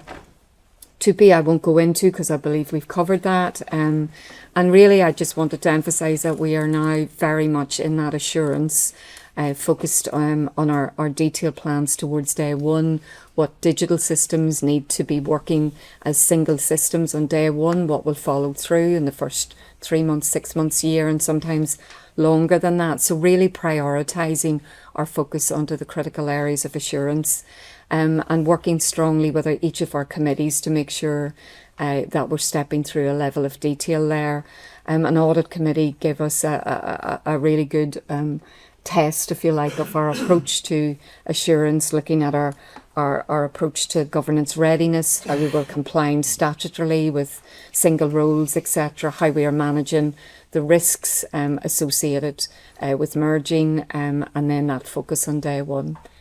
So short summary there. The paper is there, and happy to take any questions, as I know my exec colleagues will be. Okay, thank you very much, Paula. So, anything that people, as I say, this will be familiar to board members, but is there anything that people would particularly want to highlight or draw attention to? Sue. TUPE consultation. I joined the town hall that Jenny did, particularly with NBT stuff, and I just wanted to comment. I thought it was really good. And I think one of the things that came across was your honesty, not trying to overcomplicate it. I thought the way you presented the issues was really, really open and honest. I thought it was great. I think you didn't really get much time at the end to answer questions, and I think it was interesting because I wrote down, there was a lot of discussion around the pay date and the TUPE process and about merging policies. My question was, there appeared to be lots of questions coming in at the end. How quickly are we able to answer the questions that you weren't able to answer in the town hall and get that on the website so that other staff can see them? Because it seemed to prompt lots of questions which you didn't really have time to answer. So will those questions have already been answered and up on the website? Yes. Right answer. Can I come in though? So on a couple of things, I think it's not an isolated piece of communication. No. Glyn and his team followed up only last Thursday to be able to pick up more of that sort of. It's not really face to face, is it? But there's more interaction to it than the intranet. And yes, there were some questions in there that were hugely helpful. Many of which were already in the Q&As, but also some of which weren't. So those have been updated, and then the video and the link to those Q&As sent out. I think we've just got to recognise that is one communication channel. You've heard Paula talk and Maria talk to all of them. And we know that there is no single way in our organisation of 20, or our group of 28,000 people, of getting to everybody. So it really has been, it's a true team effort, not just round this table, but as Maria said, our trade union colleagues as well have been out walking the floor, just trying to get as many people that staff trust to hear the message from as well, in order to be able to understand the message. And then I guess finally the bit that I will be very passionate about is making sure that we are getting to those groups of staff whose voices are already quieter and therefore in the minority, and that we are proactively thinking about how we are helping staff to raise questions or have their voice heard when they might not necessarily feel, for a variety of reasons, able to do so. So would not want to lose sort of attention to that piece as well, and the town hall won't achieve that. So there's quite a lot of work involved in making sure we hit as many channels as possible. Yeah, and just in support of that, thanks, Jenny. I think, Sue, getting the information packs and the briefing packs at the right levels, because one of the criticisms we had early on was it's not going all the way down. You know, it's great if people choose to listen to these things, they're there, but if they choose not to, they're not getting the messages. And I think what the comms team have done a lot of work on is getting that content right, and then getting it at all the different levels for managers who people trust and know and they feel able to discuss things with, rather than it coming from the top and hoping it'll land all the way to the bottom. So I think that's also been very helpful. And of course we need to keep testing that. Are people hearing it, and are they hearing the right thing and interpreting it? But I did have some comfort a week or two ago when I got a letter in from someone in the portering team saying, why aren't I going to be part of the change? So quite interesting. Those teams that aren't going to be affected at the moment were actually wanting to hear a little bit more about how they could participate. So there is anxiety, but there's also excitement about it as well. And I think that's the important point. And some of the feedback I know from the MBT recently about really important in terms of protecting the NHS to know that this is the best way of sustaining services in Bristol and improving them. And people saying they felt a real sense of hope and optimism about it. So, you know, some really good feedback coming in, as well as the very helpful questions, and we certainly have been asked things that we hadn't thought about properly as well. So it's fantastic two-way interaction. Well, thank you, colleagues, and it's important that we have just unpacked a little bit more about the TUPE thing, because it is the one thing that is new and newly actioned since we last sat round this table. So it's good to get some assurances and to have some dialogue about that. Is there anything else pressing from this that we need to highlight? Okay, let's move on to the recommendations then. So the paper is for information, but we are being asked to specifically note the progress to date and the next steps for the merger programme, to note the focus on external assurance, so our NHSE colleagues here again, the work that's being done to ensure day one readiness and a safe landing, and also the communication and engagement with both our own colleagues and external stakeholders. So that's the first point to note. And then second point to note is that the current assurance position. So as we know, previous papers have already been through all of the committees, and again that includes Audit Committee and Quality and Outcomes Committee in particular of late. So with all of that noted, I think we are due for a break.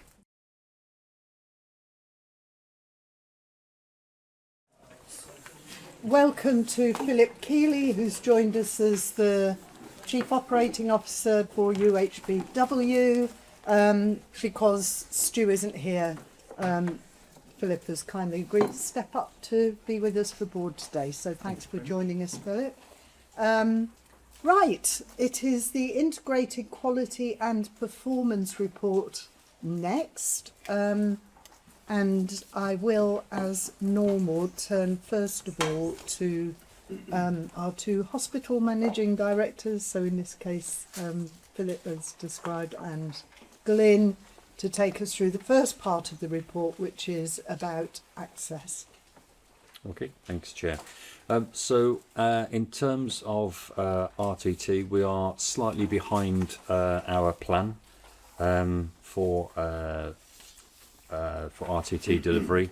We have a recovery trajectory in place with which we've gone through with NHS England. They're comfortable with, and we are showing an improvement on that. We are only for the month of February, which hasn't quite been closed off from a reporting perspective, we've closed the gap against plan now to just 0.8% against the RTT plan. So we are confident we are going to get to our year-end position on RTT.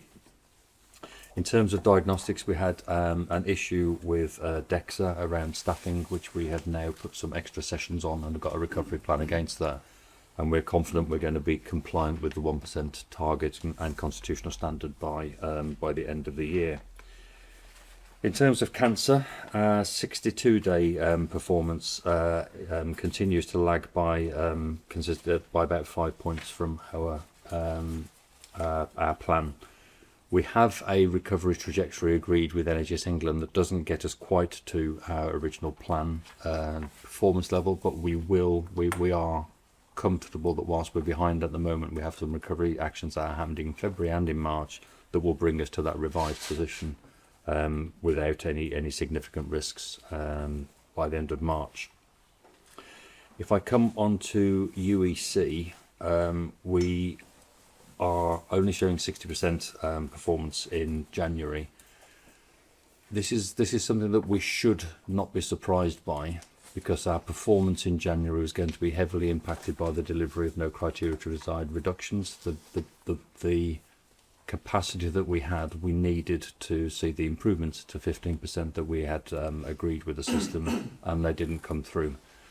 I am pleased to say that in February, we again unvalidated numbers at the moment, but we have improved on that by about 5 percentage points, so we're at 65% against the target. So we are showing improvement through January there. We are also involved in sprints for so this is to try to target specific performance indicators at the year-end position. Really pleased to say that our RTT sprint is showing good improvement, and we are likely to achieve the sprint target that will result in additional funding coming in to cover the cost of that, delivering that sprint. So that is really good. We're currently at 67.6% against the sprint plan of 68.5. So we are closing that gap there. I did want to just talk briefly about the 62-day performance in cancer. We often say that we often report that we are getting there, with the exception of breast and urology. And I just wanted to give a bit more information about that.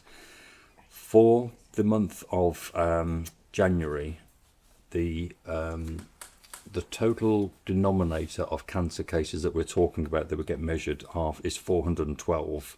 Of that, urology makes up 154 of it. So when we have issues in the urology pathway delivery, it really sort of hits our overall performance, and it's almost impossible to hit overall performance if urology isn't there.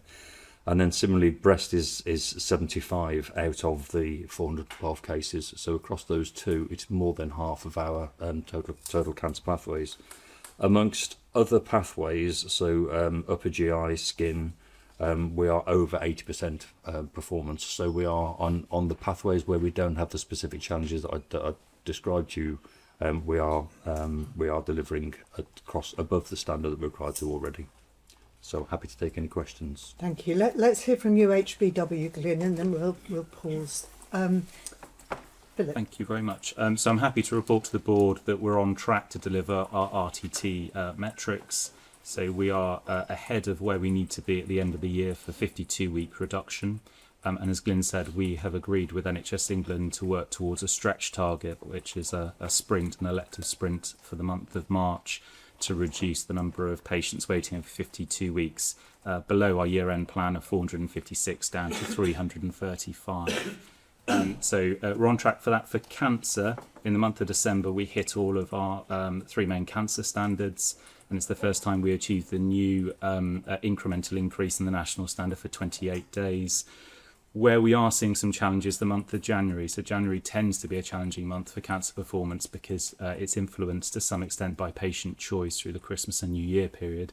But we are seeing also an impact of chemotherapy capacity on some of our forecast performance for 31 and 62-day performance for the month of January.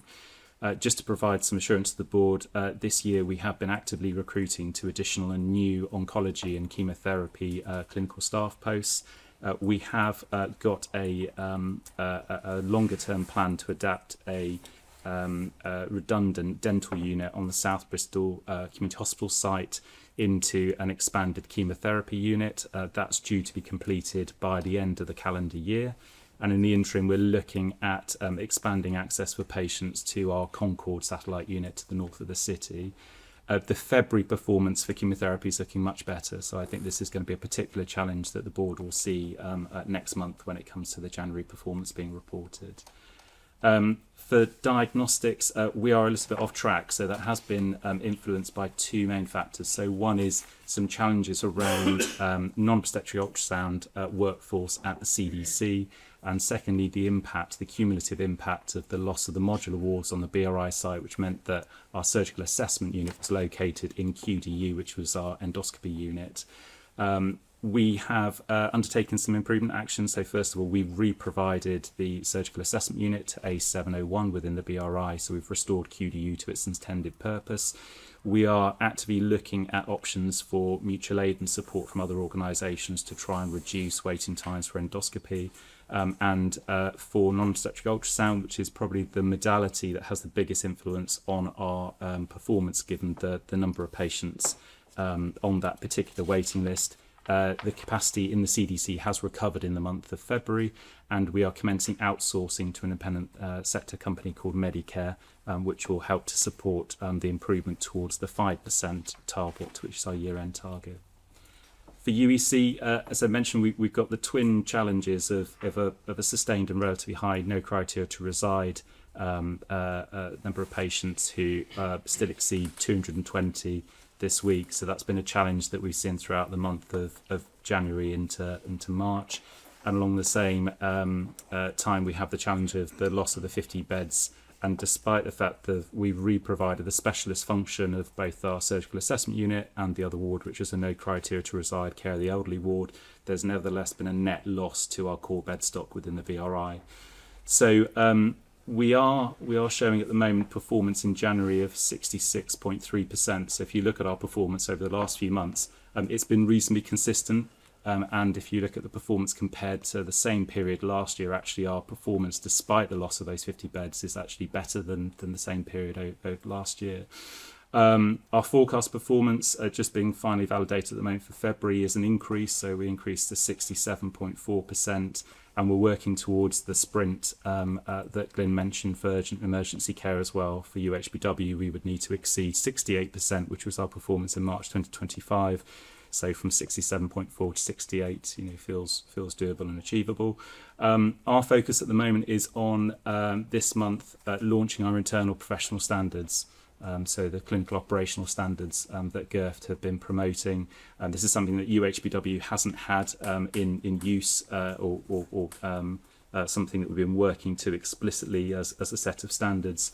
Our communications team are helping with some of the promotional materials that we will use to cascade the standards across our clinical and non-clinical teams. But importantly, we're also building a dashboard so that we can monitor performance against those standards and make sure that we are working towards those standards fully.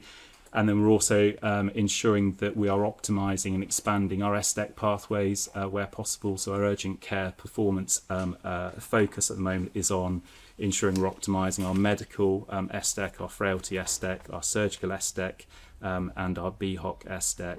And we're taking learning within the group from North Bristol, where we both have a model of the acute medical triage service that we are seeking to emulate within the BRI. That's linked to a capital scheme that we're progressing at the moment, and also looking at bringing the surgical SDEC function within the BRI to parity with North Bristol, which is a very well regarded surgical SDEC model.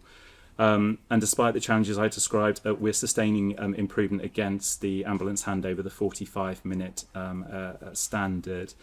January was a deterioration in performance to 11%, but I'm pleased to report to the board that February's recovered to 4.2%, and January performance, I think, has been influenced to some extent by an exceptionally high level of conveyances in that month to our hospitals. Thank you. Happy to take any questions. Thank you very much. Now, colleagues, we've got 5 other sections of the report to go through, and the maternity data and the learning from deaths data. So focused minds, please. But any important points to pick out from this section of the report? Sean and then Martin. Thanks, Ingrid. Thanks both for that. And I think, actually, Phil, you may have just hit on one of my questions, which is about ambulance handovers, because it seems to be kind of, for both trusts, all over the place. So I just wondered if you could just, is there anything in there in particular that's moving the dial month in, month out? Because we just, doesn't feel like we've got a sustainable situation, whereas it did a few months ago. And the second point is just on the 62 weight on urology at U8 NBT. You say we make an improvement on urology, and breast is the issue. Is there something, one particular point that's is the cause of the improvement in urology? Okay, shall I start on so ambulance handovers? There has been a focus. So the Southwest, from an ambulance service perspective, has improved its Cat 2 response time hugely by the timely handover process, and so that's something that we all support. Getting ambulances out to patients who are undifferentiated and lying on the ground at home is absolutely the priority. That has resulted in faster handovers at hospitals and putting pressure there. The conveyance rate hasn't changed for ambulances, so they're still conveying. I think it's just under 1 in 3 patients get conveyed. However, the sheer volume in January was an increase year over year, which put more pressure on them. So we stuck with the timely handovers as best we could, and that resulted in more pressure in the hospital. At the sort of no criteria to reside and flow discussions we're going to have at board next month, we'll take you through in detail the sort of mechanics of this, because it's quite a complex flow. But that action is there. And in terms of the cancer performance, for both breast and urology, they are still our 2 problem tumour sites. So for urology, we're a tertiary centre, and so RALPS, which Paul was talking about earlier, we've seen a 40% increase in referrals from a couple of other hospitals.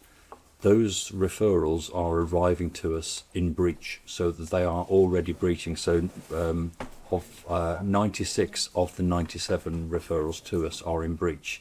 Now, because of the complex recording processes, that counts as half a breach for MBT, but because it is in breach, it clinically then jumps prioritisation for things that we had scheduled for BNSSG patients, and so we end up with another breach. So we get 1.5 breaches for every one of those things. So we're in discussion with NHS England about how we can try to look at that total pathway, because it's not all within our gift. For breast, it's breast radiologists is a capacity issue in the diagnostic phase, which is a long-standing problem. We have just recruited another breast radiologist. They won't start for another 6 months, but we have still got constraints in that area, and it is one of our remaining issues for our compliance for plan for next year, which we'll talk about a little more in the private sector about what we could do potentially to try and address that. Was there anything you wanted to add on? Just that colleagues in SWAST have also confirmed from their perspective that January was quite exceptional in terms of the level of conveyance. We are showing a sustained improvement against the 45-minute standard. We know there's more to do, and that's certainly something we'll focus on over the next year. One of the reasons why we're focusing on emulating the acute medical triage model that North Bristol have very effectively, and also looking at optimising our SDEX, is that if we can better manage demand at the front door, we can ensure cubicle capacity and the ability to accept handovers from the ambulance service, and that's where we're sort of channeling all of our improvement focus internally at the moment, working with partners as well. Go if you want to. Just on the cancer late stage referral, which is very difficult to meet a 62-day pathway when you've not had a referral till 38 or 40 days in. We've written both to the Southwest Cancer Alliance, SWAG, and to Region, because actually our referral trusts within the Southwest are the ones who are making those late stage referrals. So what is it we can do ourselves that frees up that pathway? because it is about internal professional standards in a way, actually what we're holding ourselves accountable for. So we are working with our, won't name them, but our referring organisations as to what the problem is and their own clinical determination that's taking so long. So there is work underway. Thank you. And Martin. It's been pretty much answered, because I was going to ask for ambulance handover delays, but actually, I think in summary, and just to point out, given the difference between last winter and this winter, this is really a good news story that we've managed to really turn around the ambulances much quicker because of the THP, but also maintained actually the 4-hour target pretty much. So I think it's great. And Roy? Just going to add to Martin to say, I mean, the numbers tell the story. We are still under pressure, but going around the trust, it feels like the organisation is less stressed. Has been less stressed this winter than previous ones, and that may be just my intuition, which could be entirely wrong, but it has felt like it's a lot more under control.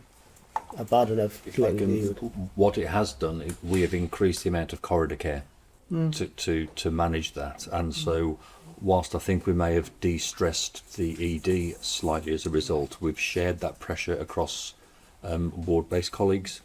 And so I think the pressure has been more widely spread rather than reducing that overall thing. So that's the next thing we now need to get on top of, is solving the corridor care thing. And it's not only for patients, it's staff. There are lots of staff who are feeling that they have gone through a winter that they never want to repeat.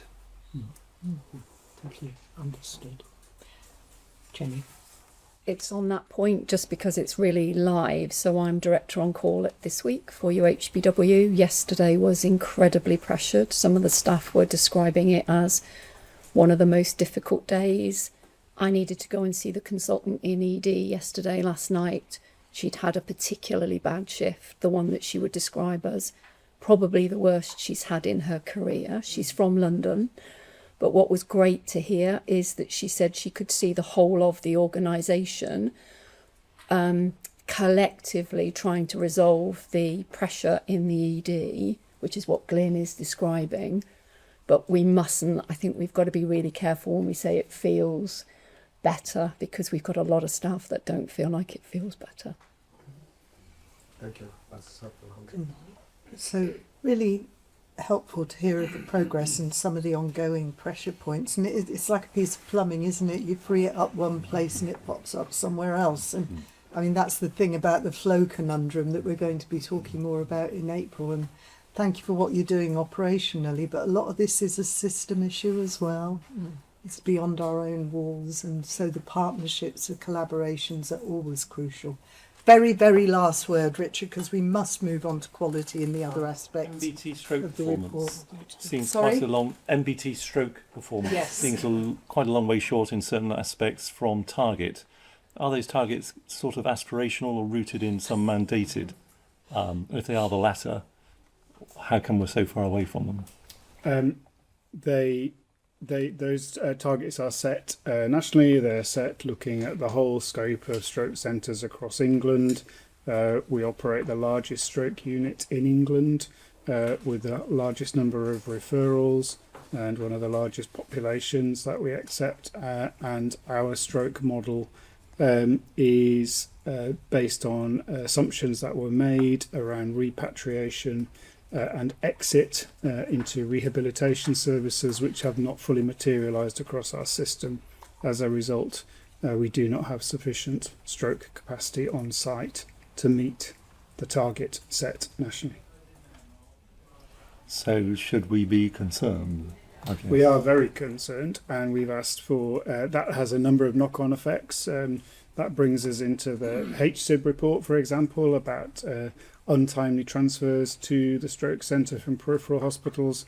It brings us into a no criteria to reside conversation, and it brings us into working collaboratively with our partners to increase the stroke rehabilitation services outside of NBT at South Bristol Community Hospital, and most importantly supporting stroke sufferers at home, which is the pathway which is currently stuck. It's a flow problem. Okay. And a pathway redesign question. And a pathway redesign, and you know, the bringing together the stroke services in BNSSG was a great success. It was the right thing to do, and it is driving improved outcomes for patients, undoubtedly. The problem is, in a sense, it's too successful. It's brought everything to a site, which and the discharge and onward flow of those patients has lagged behind. So it is it is subject to considerable attention and renegotiation with our partners. Sarah, this is something that I know you want to come in on, and something that you've raised from Quoc in the Indeed, past. Quoc has looked in depth at this and is cited on it. So we will continue to... You will continue to have a watching brief and to seek exploring assurance around this. Brilliant. Thank you very much. I am going to move us on to the quality bit of the paper. So, Steve, main highlights, please. Yes, thank you, Chair. So just a couple of things, if I may. So MRSA and CDIF, our year-to-date performance is over trajectory, although Quoc had a review of that last month alongside the improvement plans that we have in place. In January, we observed a higher number of falls at UHBW, and cases are currently being reviewed by the team to identify specific learning. Slightly higher at Western, but again, not too surprising given we've been through the winter months where we know that we have a higher degree of dependency for our patients.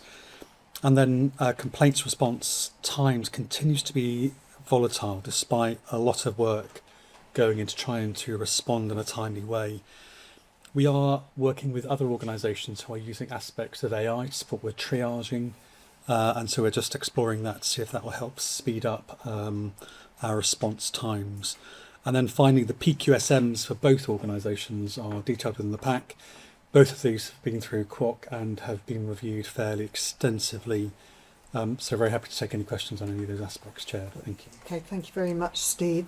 Any points to pick up from the quality element of the report, or anything to add, Tim, from your perspective medically? Do you want to take learning from deaths? Can do, if that's okay with you. Yeah, anything that we need to be conscious of. Learning from deaths. So this is really a summary report which Steve and I construct collaboratively. It's informed very much by our very mature medical examiner service.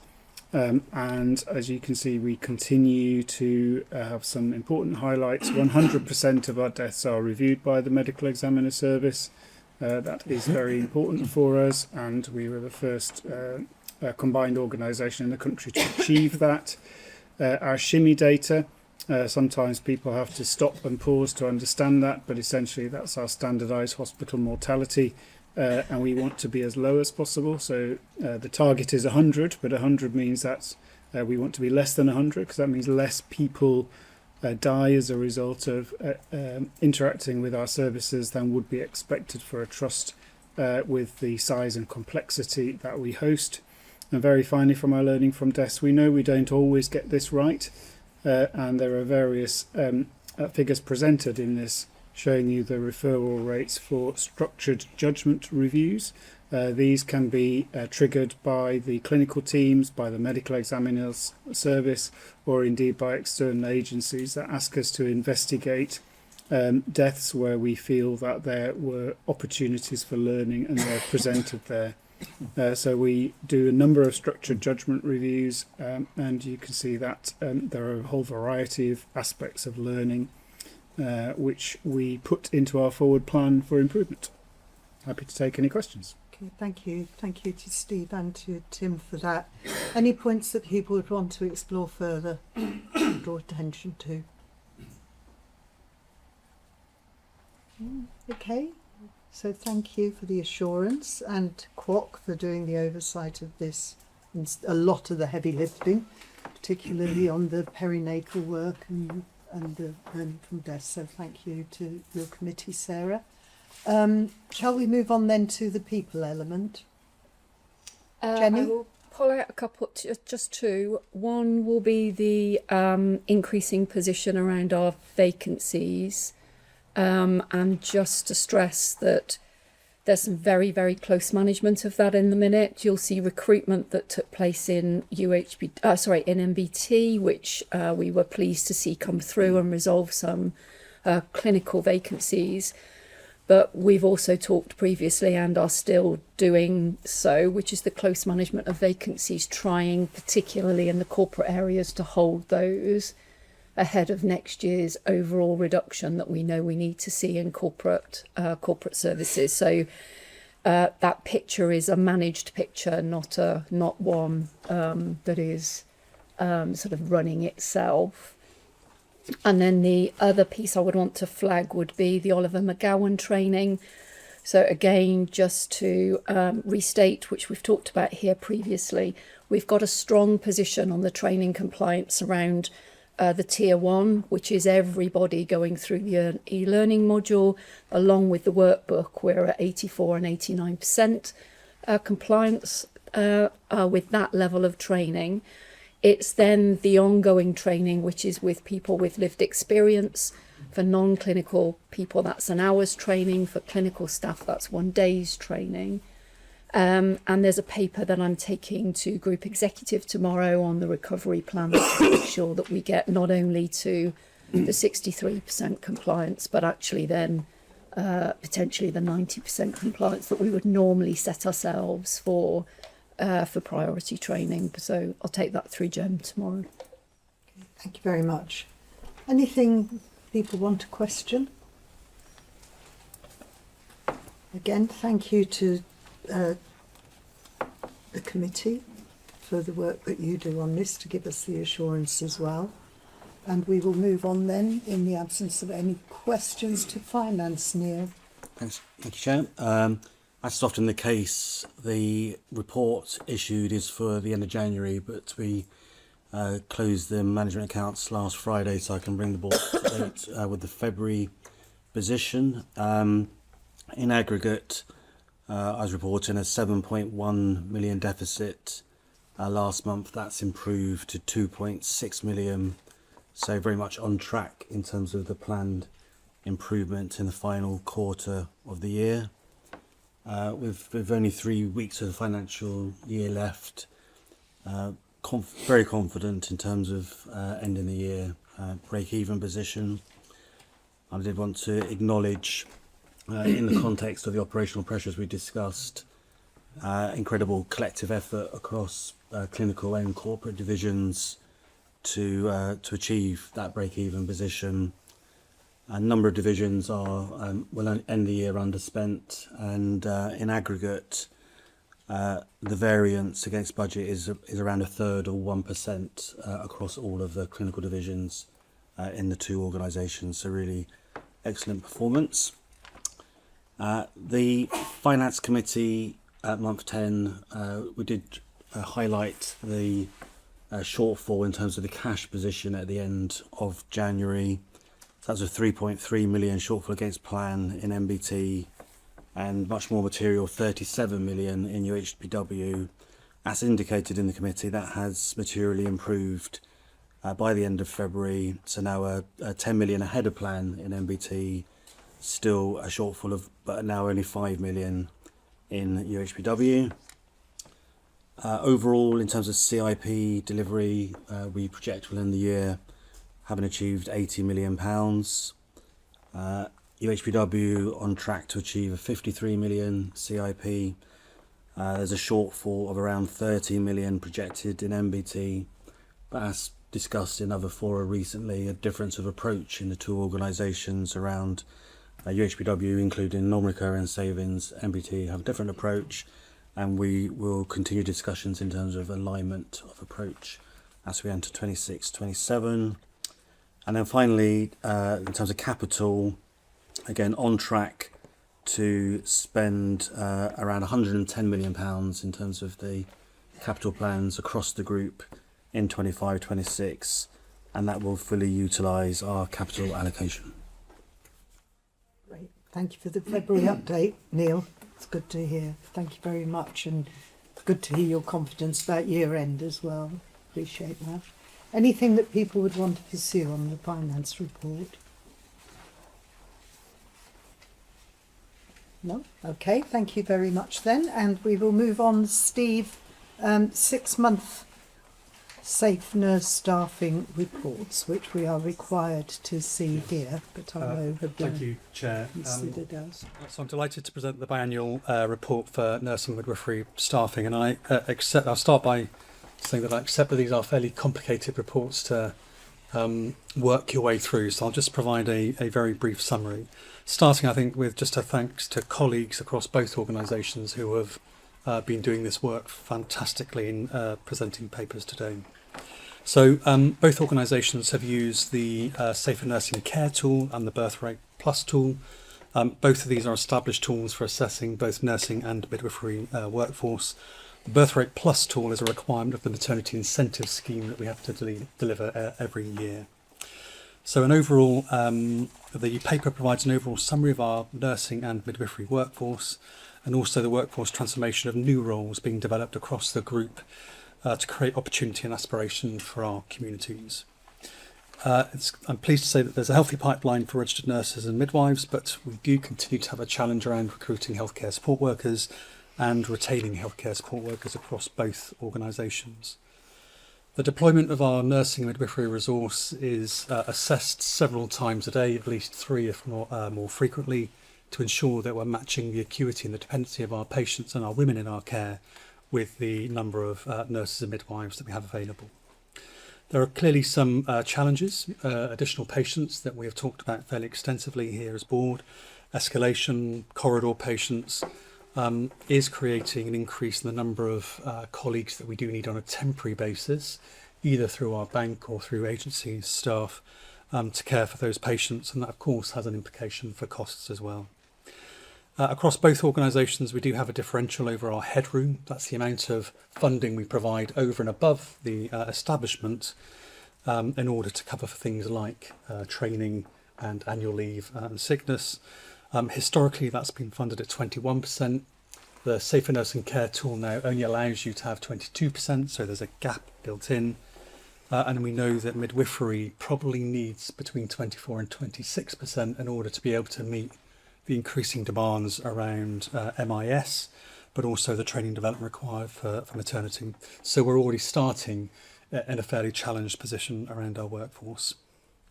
Across the census periods, again, it's a winter census, so we've seen an increase in the acuity and dependency in both our adult and children's services, but also our maternity services. And the most recent Birth Rate Plus reviews for both organisations show a gradual increase in the acuity and dependency of the women that we care for, which understandably then requires additional midwifery time. In terms of Birth Rate Plus, there is an additional requirement required of around about 35 additional midwives. Both organisations are going through their planning process to work that through to see how we can make those investments, but it is fairly significant in terms of maternity services. Both organisations will continue to do the work or start the work announced the last couple of weeks in terms of Band 5 nursing posts in line with national requirements. We're probably going to start with NICU. It's one of our most challenged areas around recruiting across both organisations. Both organisations have level 3 NICUs with highly expert colleagues with the sickest babies that we see, or sickest patients that we see. So some work that we're going to start there around reviewing the Band 5 nursing posts. And I think the final thing to say is NBT was awarded Best UK Employer of Nursing Staff at the 2025 Nursing Times Awards. That was a good night, but I think a good recognition of the work that colleagues have done throughout the organisation. And what I would say is that both organisations do exceptional work around the nursing midwifery workforce, and needless to say, I'm hugely proud of all of them. Thanks, Chair. Happy to take questions on what are 2 very complicated papers. Well presented. Thank you very much, Steve, for making that understandable to us all. Anything to follow up, colleagues? Sue? Thank you. One observation, a couple of questions. Isn't it interesting? So you see 2 reports from different hospitals, yet the challenges, some are the same, but some are very different. You know, if you go Southmead site, all single rooms, really, really challenging. Go to BRI Western, small wards, poor visibility in corridors. So it's really interesting, isn't it, to see the flip side. and also the way it's reported. So one of the things from UHBW that I think came across really strongly was the red flag reporting. So that empowers staff to raise concerns when they don't think that there is maybe enough staffing based on acuity or demand. And I suppose my question is, moving forwards, if we move to a merged report, will we keep the red flag? Because it really, really has been seen to empower staff and to have a route, and also it provides ward-to-board assurance. And my second question is, it is slightly concerning around these funding maternity deficits. So I suppose there's one about maternity triage, isn't there, at UHBW? Yeah. And have we bottomed that out, the funding for the UHBW maternity triage? Then there's the birth rate plus.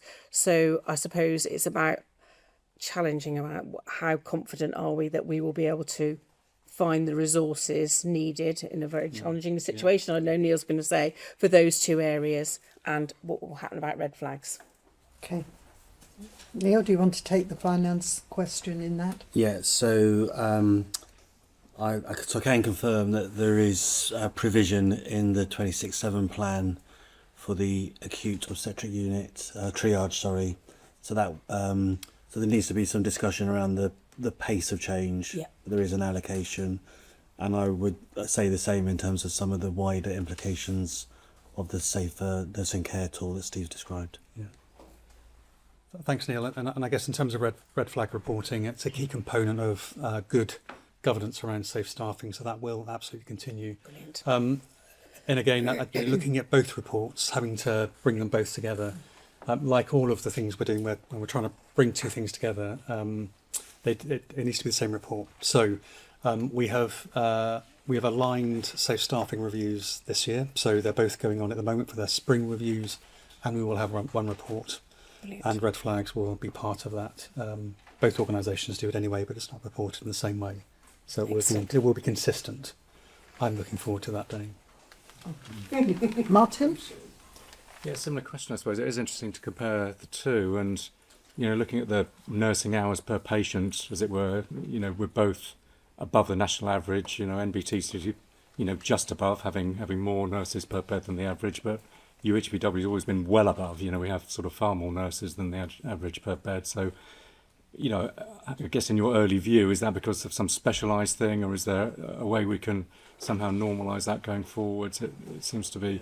I've always asked the director of nursing this at UHBW, why are we so high, by the way? So it's my first chance this time.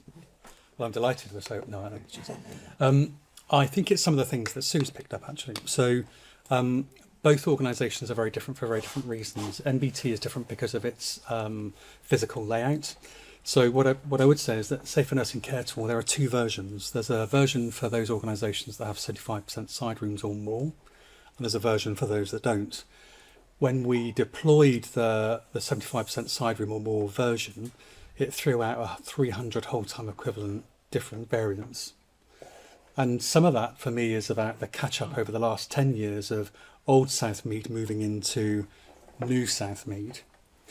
So the tool does play through in very different ways. The most important thing in all of this is around professional judgment. So we wrap professional judgment around the reviews and make a general judgment about whether we need more. It's seldom ever less staff, might I add, but it's whether we need more. I think the UHBW site is very different. It is small wards, it's poor visibility, and it's in some aspects super specialist. I think what I would say, if we connect this back to Tim's Learning for Deaths review, is our hospital mortality is some of the lowest in the country. And that's because we have fantastic doctors, but we also have the right numbers of nurses and midwives caring for our patients. It is right, though, that we are productive, and we are ensure that our nursing and midwifery teams are productive and offer value. But I think you'd be hard pushed, Martin, to find a chief nurse that says they can reduce the number of nurses. Having said that, though, in the US, they're doing some great work around digital and AI technology, which is having virtual nurses in rooms where they can play around with the workforce. And they've shown a significant reduction in pressure ulcers, falls, lack of complaints and those sorts of things. So I think there's some opportunity to ensure that the nursing midwifery workforce is productive. But for as long as we have these tools, they broadly always say you need more. And that's because our patients become more complicated, more complex. Thank you. Of course, we'll have to factor in the role potentially of nurse associates as we see how they will operate. I wanted to pick up on Sue's point about red flag. And I suppose, given your role, Steve, as sponsor of improvement, under a patient-first methodology where we are trying to empower all staff to stop the line if they think something is going wrong, to feel empowered to challenge. How can that sit? Because Sue's asked a specific question in association with nurses, but I'm more interested in how we test this phenomenon across the organisation, given we're 4 years now into our patient first programme. Yeah, I mean the stop the line principle is an important one for all of us to be able to do that. I think my early view around patient first for both organisations is it's the leadership capability to be able to give the permissions around stopping the line, and for some reason, particularly I think at ward level, some of this is historical hierarchy. It stops the stopping the line and the listening. Part of the early work we want to do around improvement is around the leadership engagement and the leadership permissions that I think that we need to give and the support to ensure that they listen and enable colleagues to be able to stop the line. We see some good evidence of that across the organisation, but we need it more sustained and embedded across everywhere. Okay, we seem to have come to the end of hands being shown on this item, so thank you, Steve, and by the way, huge congratulations for the award you talked about the best nurse employer. Great to hear, and thank you, colleagues, for some of the challenge which I know executives will be picking up as we move towards the next iteration, which will be a single report across the two organisations. So the report is for information, and we're being asked to note the outcomes of the staffing reviews at the two organisations, the increased patient acuity and what that means in terms of resourcing, and specifically the need for investment around midwifery and escalation areas in both trusts. So thank you for all of that, and we're into the last 25 minutes of the meeting, and I'm hopeful that some of these items might go with a fair degree of pace because they're not complicated and some of them have been seen by us before. So scheme of delegation is exactly one of those. We've seen it by email. Maria and I have signed it off because of the timeliness that was required, so it is here for ratification. But Neil, do you want to just highlight what needs to be said in public about this? So I think you said it really, Ingrid. So it's two minor changes to the approval limits around business cases. Wider board colleagues had also had the chance to comment when we approved it offline. So this is just for ratification.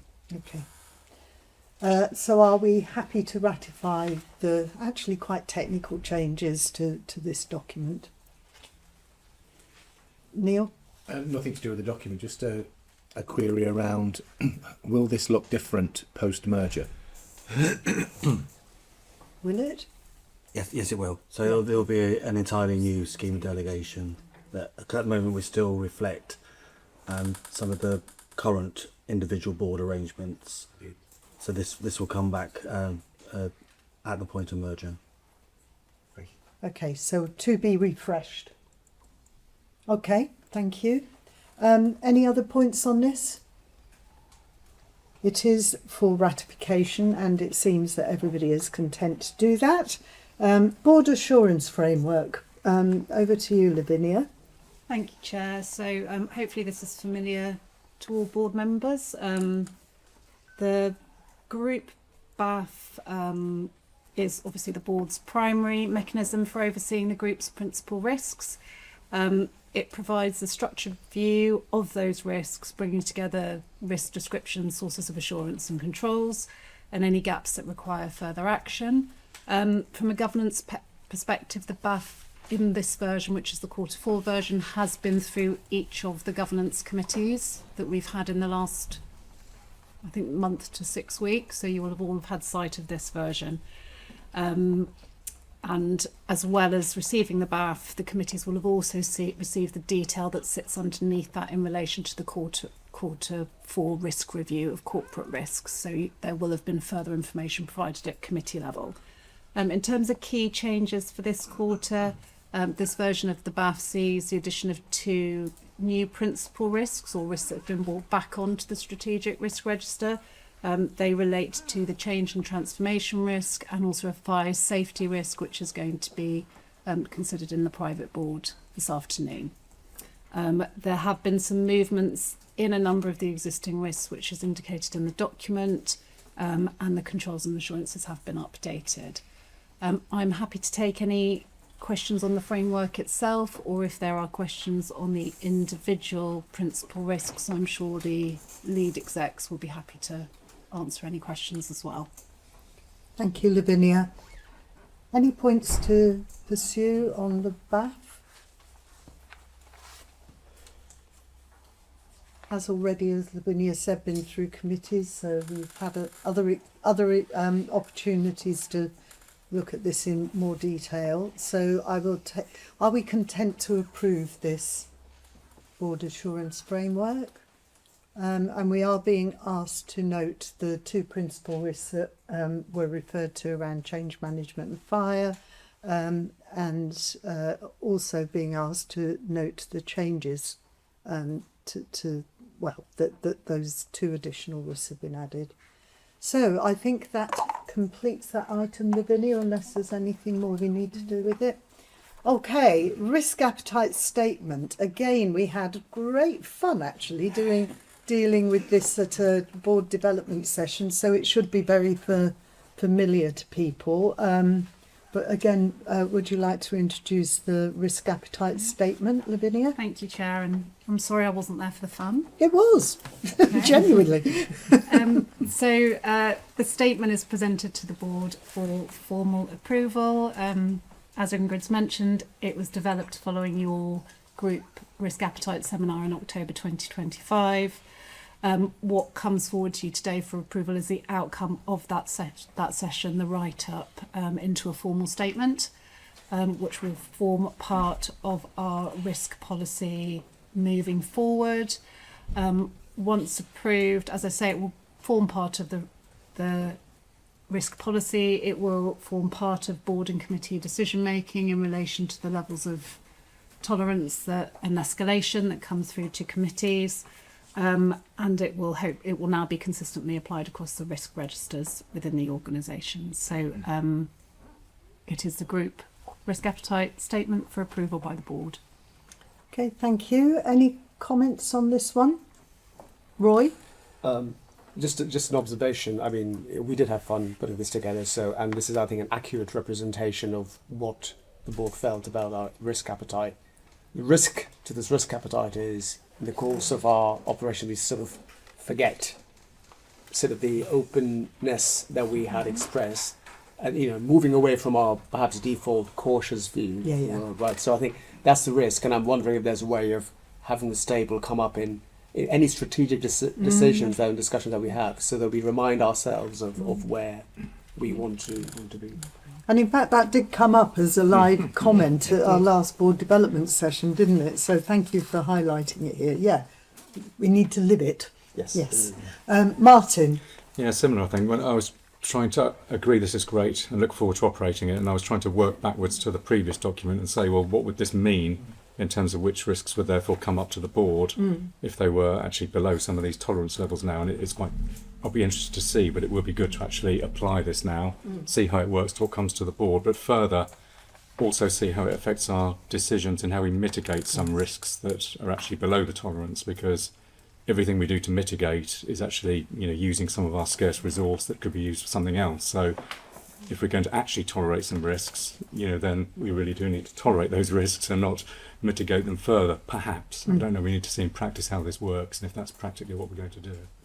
Okay, thank you. And Linda? Yeah, just in support of what both the gentlemen have said, couldn't agree more. The other thing that occurred to me when reading it was allocation of resource, but also allocation of finances to really support it. So as an example, if we're adding in change management is something we want to look at, it's a risk, we need to manage it. How are we actually going to make sure that we invest enough in that? You know, it could be people, could be time, or could be actual, you know, additional change consultants, for example, to help us, whatever the thing might be. We've got to put our money where our mouth is, I think, a little bit. Absolutely. Anything else on this, Glyn? Yeah, just to remind us that when we went through this exercise, we talked not only about risk appetite, but it's also opportunity appetite for the decisions we don't make because we are not operating in this space. And it does come around the allocation of scarce resources. If we are trying to close down something that is a tangible thing here, then we are not doing the thing over here that could give us an opportunity to move ahead in a strategic direction, and that's something that I think we have got to start challenging each other around.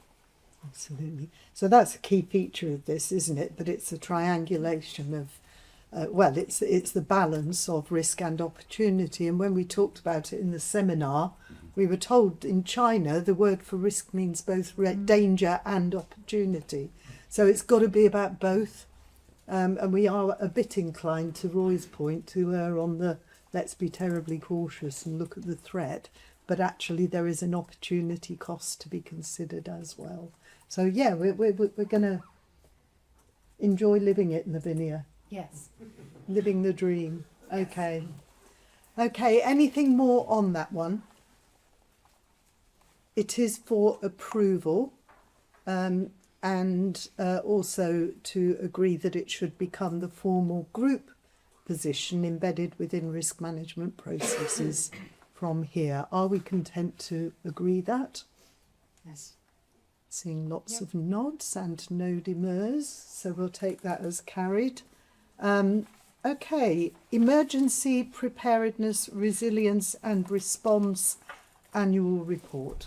So over to Glyn and Philip, I guess, as well, to take us through the main headlines of this. So this is really just to receive the annual exercise that all trusts have to do as part of the EPRR processes. For MBT, we had one area where we said we were only partially compliant, and that was around hazmat training, specifically around a team. The board may remember that we brought in-house the security team about 2.5 years ago. There's been quite a lot of staff turnover as they've come into the NHS ways of working, and we need now to get on top of their training around hazmat to make sure that the security team are trained. That will be closed out by the time we've finished this financial year. So other than that, we're fully compliant. And UHBW maintains its full compliance against the core standards in 2025. Okay, thank you. Anything people need to question or explore on this one? Paula? Not in the depths, but I did just want to highlight the opportunity that's also flagged here in terms of bringing the teams together, the processes together as part of the, group, but definitely merger, because it relates to a required function. And thanks for acknowledging that. But and I know a lot of work has started on that, but I thought the articulation of the opportunities of bringing it together to create a more resilient team with standardised practices that then the interface with partners in an emergency, just streamline some of that difficult kind of decision making processes under pressure. So thanks. Okay, so and thank you. We're being asked to note that both trusts are fully compliant with the core standards around this really important piece of work when something truly goes very badly wrong. So thank you. So the board is being asked to note this, which is for information. And we sorry, Ingrid, just to clarify, we're still substantially compliant, aren't we? Oh, beg your pardon, with MBT. Yeah. Thank you for the correction. Yeah. Yeah, thank you. Yes, I'm looking at the wrong cover sheet. Thank you very much. But we will be by the end of March. By the end we'll of get there, March. Okay, thank you. And shall we move on then to the integrated governance report, beginning with, so this is where we take the upward reports from each of our committees and also the use of the trust seals. So let's begin then with the seals. It's just to note, isn't it, that the UHBW register of seals has been used once for a licence and lease agreement, and we can therefore move on to the Group Audit Committee upward report. Richard, anything you want to pull out that you want the board to be especially aware of? Well, it's all in the report. I would just highlight the big month in terms of reviewing internal audit reports, and we had quite a few. A number of those, as highlighted, were limited assurance reviews. Those are going to be sent to the relevant committees for further and better sort of dig at them in terms of why that is. A couple of them were limited assurance reviews on past limited assurance reviews. So 12 months ago they had a limited assurance report, and 12 months later they've got a further limited assurance report. And Vivian and I are just discussing the sort of the graduated escalation of the sort of reviews for those sort of limited reviews on a limited review. So I'd just really highlight that. I think otherwise, happy to take any questions about the reports there. Okay, thank you. Anything people want to consider further on that? Really important that we don't just let limited assurance sort of drift. So I think that's a really helpful proposal, Richard, from the committee. Anything else people want to pick up from there? No? Let's move on then to the next one along, which is digital. Roy.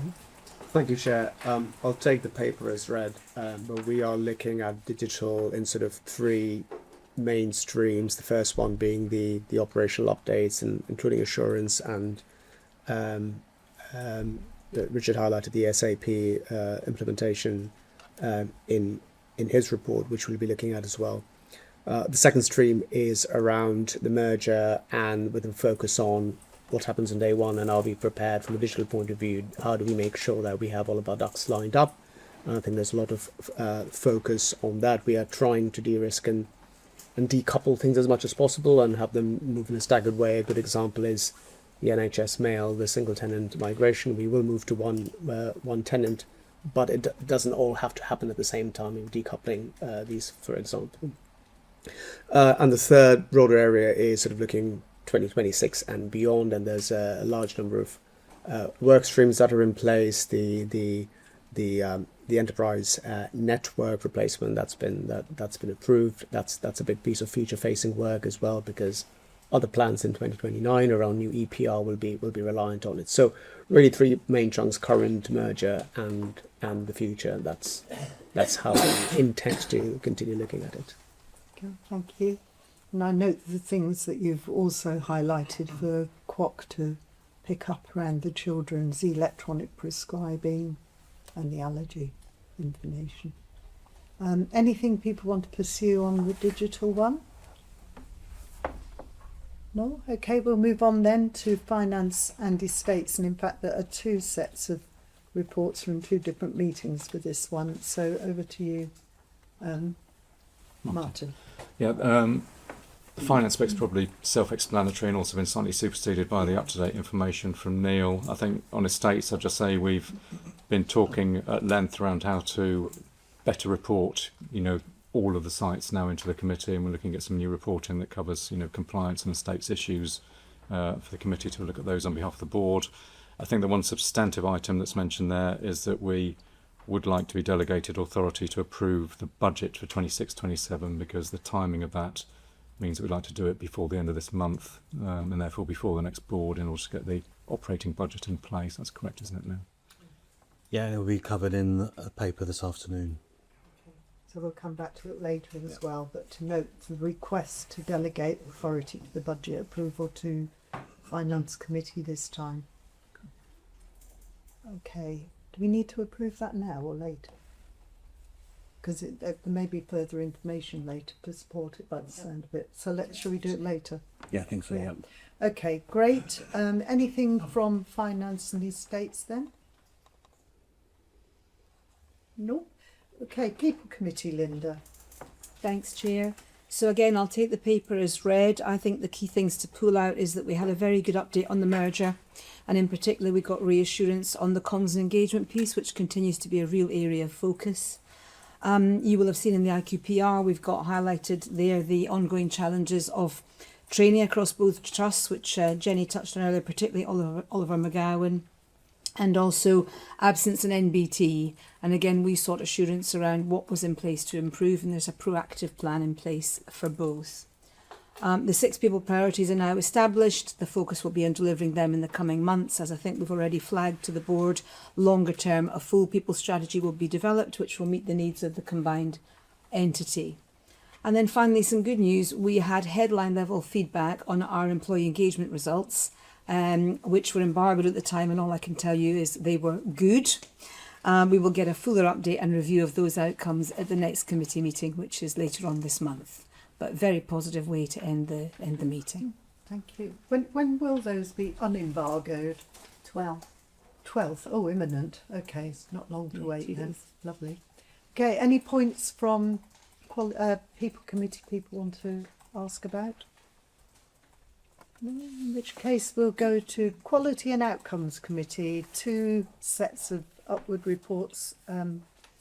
Correct. Sarah, so over to you. Thank you. I'll touch briefly on the January report, which you have in your papers. I think the main issue that needed to be discussed around that was around no criteria to reside, and we had a discussion about that at the February private board meeting, which I think provided assurance around the forward planning work, which was signed off as a result of some of those discussions, so that was very helpful. Then our most recent meeting at the end of February was, as always, a very, very busy meeting. There were just a few things I'd like to draw board's attention to, partly because it's very important that we do that. There's been an NHSB call to action around antimicrobial resistance, so we spent quite some time discussing that really, really important issue. And clearly there are many facets of that affect our organisation, and we will continue to some of the great work around that. It's not just about antimicrobial resistance and infection control, it's a much wider issue. So a lot of work to be done in that area that Tim is leading, so thank you to Tim and colleagues for working on that with colleagues from pharmacy as well. The second issue that we spoke about in some depth was around the home birth clinical safety assessment. People may be aware that there was a high profile case in Manchester where very sadly there were deaths that resulted from a home birth, and both trusts have taken an in-depth look at the home birth provision that we have and the committee were assured around the provisions that we have in place to try and ensure this is as safe as possible, sometimes in very challenging circumstances, because of the situation at home where people choose to birth at home, particularly perhaps where that's not something that would normally fit within normal guidelines. I would also just like to draw board's attention to the 2 perinatal mortality reports that are in the reading room, which need to come to board on a regular basis. And just to also thank the quality governance teams who have pulled together now really helpful reports from both trusts, which allow QOC to then have that oversight across both organisations to help us have tabs on where issues are and where they're being addressed and what we have to do as a result or not, because we have assurance. Thank you. Okay, great. Thank you very much. Anything people want to explore from quality reports? Glyn? Just want to pull one thing out from that second report, which is we got an update from a urology service deep dive. So going back to October time, the committee had asked for a deep dive on some of the issues in urology and what we were doing about it and what the improvement plan was. And so this was an update which was really positive to receive, that we are seeing that we are improving in various positions. Notwithstanding, it is still a challenging service because of the high volume of things that are going through there, but it was good to see some positive signs of improvement. And especially given the story that we started the board with, maybe a good point to end on. So thank you for highlighting that. And any other points, people, on the Quoc upward reports? No? Okay, in which case all of those reports are for information and assurance. And I need now to ask, is there any other business? I'm seeing shaking heads, so I think in that case I can draw the meeting to a conclusion. Thank you all very much, and thank you to our friends and colleagues that have chosen to join us today.